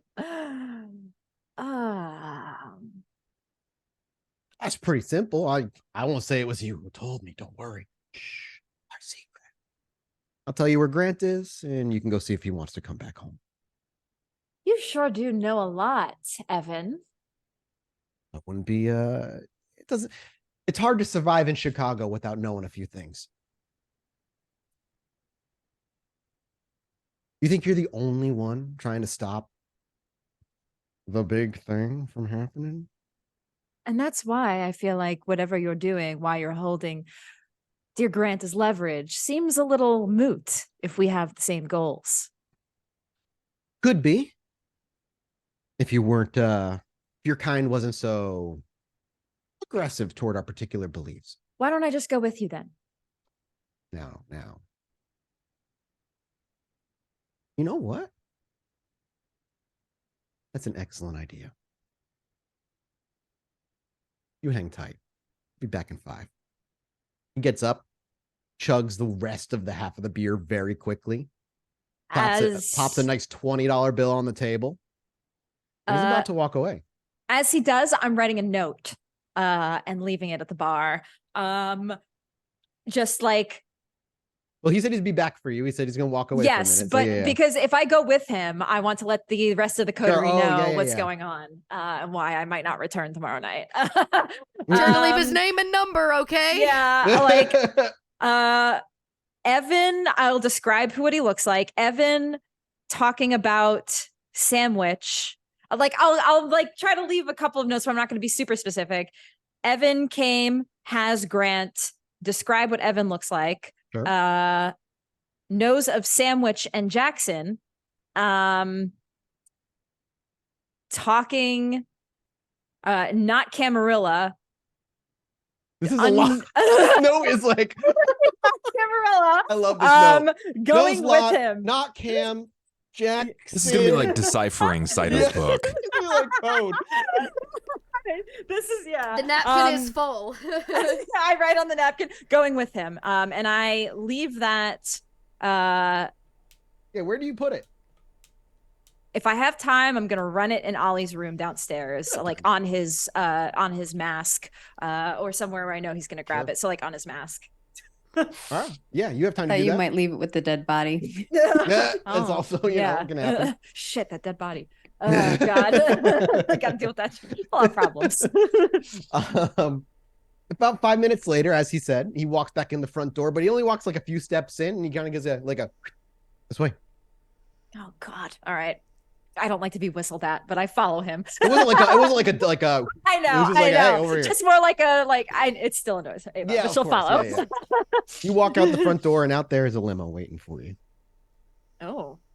Doors open, and there's another individual on the inside. This one, another male, but this a little bit older. Then as you step in, our camera pulls back a little bit so we can get a good shot of like aerial shot of you all. And we see you step in, and we see Evan look around for a minute, and he steps in. The driver shuts the door, and as he enters, we watch the limo roll away. Dakota. So you arrive in the park. There's a good handful of gangrel here. Moon is here. Even McTavish is here. Oh, he showed up good. I want to make sure I have good beer. I stole it from Ollie's place. I promised him I would have good beer. That's what I told him I'd have. Would you, out of curiosity, would Dakota ask Ollie what a good beer to bring to the gather would be? No, I would just pick the most expensive one. Okay. You missed an opportunity to take Full Moon. I would have just grabbed whatever I think the most expensive, or like maybe a variety pack I stuffed in my backpack or something. But like, I promised Moon there would be good beer and that his child or ghoul would be safe. That's fair. What do you think Dakota would grab for the beer? Like, I don't know. What's the most expensive beer in your cooler, Ollie? I don't know. It's probably an artisan IPA. A Guinness, a IPA, blue, okay. an artisan IPA, maybe a Blue Moon. That looks fancy, you know, something dark. Also, maybe like a nice lager. When you arrive, there's about 7 different gangrel there. Most are faces you've seen pass through a few times, but of course the faces you expect are there. Is there anybody there you were absolutely hoping is going to be there? Ooh. Moon? No, I mean, is there. It's always nice to see the regulars, but like, did Beckett return? Oh, fucking, did my sire return? Did she decide to piss off Rika? Yeah, I don't know. Dakota feels like she's late. You know what I mean? So like, she comes kind of probably like bustling in, like, I've missed half the party, because she's been super busy the last few nights. So she tries to come prepared to chill. Yeah, and I'm curious what you do as you arrive and there's mingling happening. Somebody seems to be walking away. Lester actually was about to leave. If you remember Lester, he's the guy with the jeans. He's got the long hair. I think he's Native American. I toss him a beer because if he has a beer, he can't go. He has to stay. If you do, you toss him a beer. He will catch it, and he's like, one for the road. And he cracks and he turns it around. But yeah, you arrive and eyes turn toward you. It's not that the conversation stops, but it definitely brings it down to a more of a low mumble as all eyes are toward Dakota. Oh, well, this is awkward. Okay, I don't know. The usual gather is like, you know, fight, tell stories. Yeah. Is there anything Dakota is looking to do in particular here? No. The goal is to just host the gather, to be a part of it, right? Absolutely. And I would feel like if most of these people have at least come to one, they would know that Dakota has our gathers have a solid no politics, like, policy. And perhaps to your own pleasure, when you arrive, the conversation doesn't sound political in any way. Fucking great.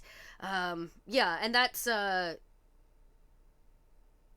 probably where it'll start. And if things get comfortable, right, like everybody starts to chill and we're drinking again and we're trying to keep things going, I think Dakota probably will say, okay, so full tilt here, everybody. What do we know about the Lasombra? Fucking suck.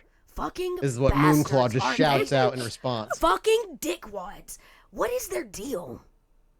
They're like Lasombra. I mean, Moonclaw would continue like Torador, but like sadder. Anybody else? McTavish shrugs and he simply says, wherever they are, we should fucking kill them. I agree. And, regardless of politics, they took our fucking seat on the council and that shit pisses me off. So, Moonclaw just kind of raises a beer, fucking here, and he takes a big sip. McTavish doesn't raise a beer to that. Lester does swig to it, but he doesn't seem too enthusiastic, and the other faces among them all drink in varying degrees of enthusiasm. I don't want to spoil the night, gents, but our city has a little bit of an infestation problem. There is attention being paid to you. Regardless of your political feelings, they are a problem. And tonight, they came after one of my own. Family, you might say. Moonclaw, having lost to you in the battle, to be alpha of this gather, steps up with the beer and he says, if they hit you, they hit me. technically, they're gonna hit all of us. Unless we do something. So I'm not gonna spoil tonight with battle plans or raging speeches of rebellion. But I will tell you this. If you see a Lasombra, I want you to find out everything you can about them. The gangrel in this city have a new enemy. It's not each other. It's not the Sabbat or the Anarchs or the fucking Camarilla. It's the Lasombra. You hear McTavish say, Lasombra, Sabbat, same goddamn thing. Maybe. And if it makes you feel better, you can label them the same as long as the outcome is the fucking same. You will actually see McTavish raise a beer to that. I want them dead. And you're all gonna want them dead too. Do you want to know why? Lester simply says, all ears. When they're gone, there will be so much more space for us. Moonclaw nods along like that, and we take our damn place in this city back. Precisely.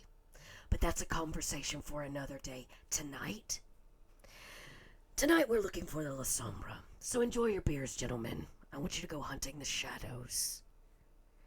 They're holding a Kine, a man named Grant. He's precious to me and mine. Moonclaw speaks up again. That's the guy from your bar, right? Right. An innocent, you might say. And if we don't show them that they can't take from us, they will continue to do so. Nobody how is it you think we can help you? Takes from the gangrels of Chicago anymore. The few that were sitting will stand up to them like, yeah! Then they just raise their beers, some of it splashing out of the bottle itself. Fuck being the fucking downtrodden pieces of shit we have been for the past few years. Damn We're right. only there because of the bitch in the tower. Well, the bitch in the tower is part of the bigger plan. But she doesn't go anywhere until the Lasombra do.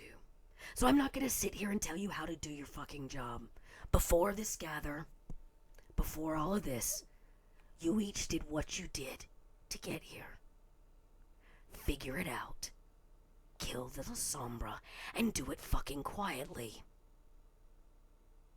A face you're not familiar with, one that you've seen walk through a few times, actually speaks up. Oh. It's a younger girl, a younger woman rather, who says, if you want us to follow you into the depths of hell, then lead us on a hunt first. Few of us haven't eaten in a few days. Forest nearby. And I haven't seen you hunt with the pack once. That's because y'all can't keep up. She gives almost like a bring it on kind of smile. Dakota way. will rouse once more. She's hungry as Please hell. do. Why the fuck not? She's hungry hippo. She's real hungry now. She'll turn into a bird again and remind them they got to keep up. And as you turn into a bird on cue, those who are able to shift into animal form do so. Moonclaw, this unknown face that you're not familiar with, Lester, and a couple of others. A few different wolves, another bird, but much smaller than you are. And then one turns into kind of a large cat. Nice. And you go bounding off into the nearby woods. Yeah, we'll take by south the- of the, like, south, as far south, South as of we river can of the go. river, Yeah, over mhm. Northerly Isle, like that area, not up toward the Gold Coast, I imagine. Yep. And as our camera pulls back, as we watch, being led by a large winged hawk, zips by our vision, and below, by a good 100 feet, animals running on all fours, and a few people running on just their 2 feet, and another bird trailing just behind at a lower elevation. Disappear one by one to the thick woods of Northerly Isle, which brings our vision below ground. The sounds of screaming whites in the distance, the moans and cries of creatures, perhaps kind. It's hard to tell, Emmy. You've never been here before. You're greeted with brick walls and concrete floors that lead to nowhere, twists and turns that should lead you in a circle, but bring you into brand new territories. And you watch as Ollie masterfully navigates his way through this place. Now, are you going anywhere in particular, Ollie? Just wandering? Yeah. Every so often calling out for Rudy or anybody? Yeah. And as we'll say, 30 or so minutes pass. Emmy, you're greeted with a voice you're unfamiliar with. But Ollie, one you're overly familiar with. Butcher. Echoes from the darkness. And as he steps forward in his jacket from the shadows, as a few rats by his feet scurry behind him and one up his pant leg, down his shoulder and into his palm of his hand. We should talk. We cut to black. And we'll be back next episode after a small October break because it's already fucking 7:01. Wow. We've got some stuff to cover. We do have some stuff. So we are going to take a mini break, but October will be filled with new lore sheets, everybody. Don't worry about There'll that. be something up on the stream as well. I think that there might be a little bit of a Miss Magitech takeover in October. Oh. So keep yourselves, your ears peeled for that, because I think Tracy might be planning something for all of you. So it won't be totally empty. And don't forget, next weekend, even though we're not here, Mathis and Tracy are over with the Renegade stuff. So make sure to tune in over there and give them all your love instead, since we won't be over here. Yeah, we'll be talking about basically SOS the whole time, I'm sure. I really don't know what the conversation is going to be like, but I'm very excited for it. And then the next day, you can hear Tracy like gush over the romance that she has in her games. Yes, very important. and Maggie/Emmy, what you're like in the thick of it now, man. You're like in it. So if you can come back for the next episode, you'll be in the labyrinth with Ollie. It'll be November. I would think that would be really fun, depending on really fun the too. day. I'm down. Yeah. If not, obviously we'll find a way to get you out of there safely. Don't worry. Cool. I'm very that's excited. it for all of us. So we'll go around the room. Everybody can tell you where they can find it. We'll start, of course, with our guest, Maggie. Maggie, where can people find you if they want more of you on their computer screens? Well, tomorrow I will actually be with Miss Magitech. We are going to be showing off Nerdburger Craig's new game, Caper Cyberpunk. If you would like to come check that out, it's going to be a lot of fun. I don't know if we're the good guys or the bad guys from looking at everybody's character sheets, so we'll see. We're supposed to be taking down the bad guys, but we'll see. And I do lots of things on the internet. If you want to find out about those things, just follow me. I'm at Margaret Crone in a lot of places. I don't always play a creepy child vampire, but when I do, I have a lot of fun with it. I make games and video games for a living. I'm currently working on a project called Ashes of Creation, and you can find it at Ashes of Creation in all the places. Excellent. And now how about you, Bub? Hey guys, I'm Bub. You know how to find me. Just go over to twitch.tv/Bub Talks. I'm about to disappear into the woods for about a week. Bubfest is a 4-day annual meet and greet in the woods, and afterwards we do like 3 or 4 days in an Airbnb, just playing board games, card games, watching movies, just being general degenerates. Should be a good time. But just after that, I'm like quadrupling back down on tabletop stuff. I've got like 4 games launching near the end of October. Some of that is, some of the crew here, they should be a large part of that. But yeah, I guess short of that, I hang out with my community, do a lot of stuff over there. It's discord.gg/Bub. We're doing a movie night tonight. We're watching the TMNT movie and The Blackening. I'm very excited about it. I haven't seen the new TMNT movie, but I love the art style that they went with, so I need to see it. Tracy, what about you? Hello, everybody. You can find me at twitch.tv/MagicRPG, where I am like usually throughout the week playing tabletop games with my friends. But yeah, October, I'm not traveling at all because I did a lot of summer travel. Like I've used all my PTO. I cannot travel anymore. So I'm stuck here, which is why I'm not doing anything in October. So I might do a fun little stream on Pod by Night where I'm going to I'll just quickly tease it. I got one of the little player journals for Vampire the Masquerade. Renegade makes these for both VTM and Hunter. So if you want to do a Hunter character journal, you can do that too. But I'm gonna do one for Ava. So, and I'm gonna make it's very fun. Like honestly, like it's not just like a character sheet, which it does have where I can put all my stats and shit.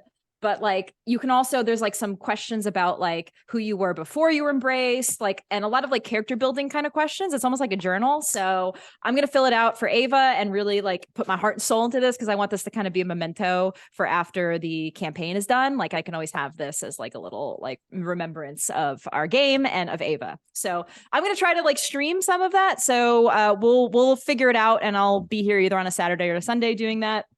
But yeah, that's me. Yeah, tomorrow we're doing our Cyberpunk game, so you can find me and Maggie on Roll For It tomorrow. You might find me on Bub's channel later in October too. So we're everywhere, all of us doing stuff. Yeah, we're everywhere. We're all and yes, and next week tune into the Renegade Month of Darkness streams, Friday and Saturday. So that's be great. Yep. Dot, how about you? Y'all know me. I'm near Little Red Dot. I'm out here just trying to keep things afloat. Go find me. Keep things afloat at Cobalt Press. Keep things afloat Pod by Night. We've got the podcast coming back. We've got this show taking a mini break and coming back. So y'all know where to find me. Just online. Little Red Dot. I'm out there. I'm doing stuff. I'm making stuff. I, too, am also taking vacation. So I'll be honest, half of the reason we're going down and dark in October is because I'm taking real vacation. I love y'all. But I have not used any, unlike Tracy, of my pay time off. So it is time for me to cash in. I would have been on vacation with Dot if true. I had not taken all my days. I had a spare cruise, and I was like, "Hey, you want to come on a cruise?" And she was like, "I can't." So I have to work. There you have it. But yeah, I'll be with the D3 at Sea cruise, and then I too, like Bub, am going away to the woods for 7 days to an off the grid festival. So I'll see y'all on the flip side. Yeah. And as for me, you can find me doing Chilluminati if that's basically where I am at all times. I'll be doing like Tracy said, October 6th, doing the World of Darkness VTM World of Darkness Storyteller Roundtable.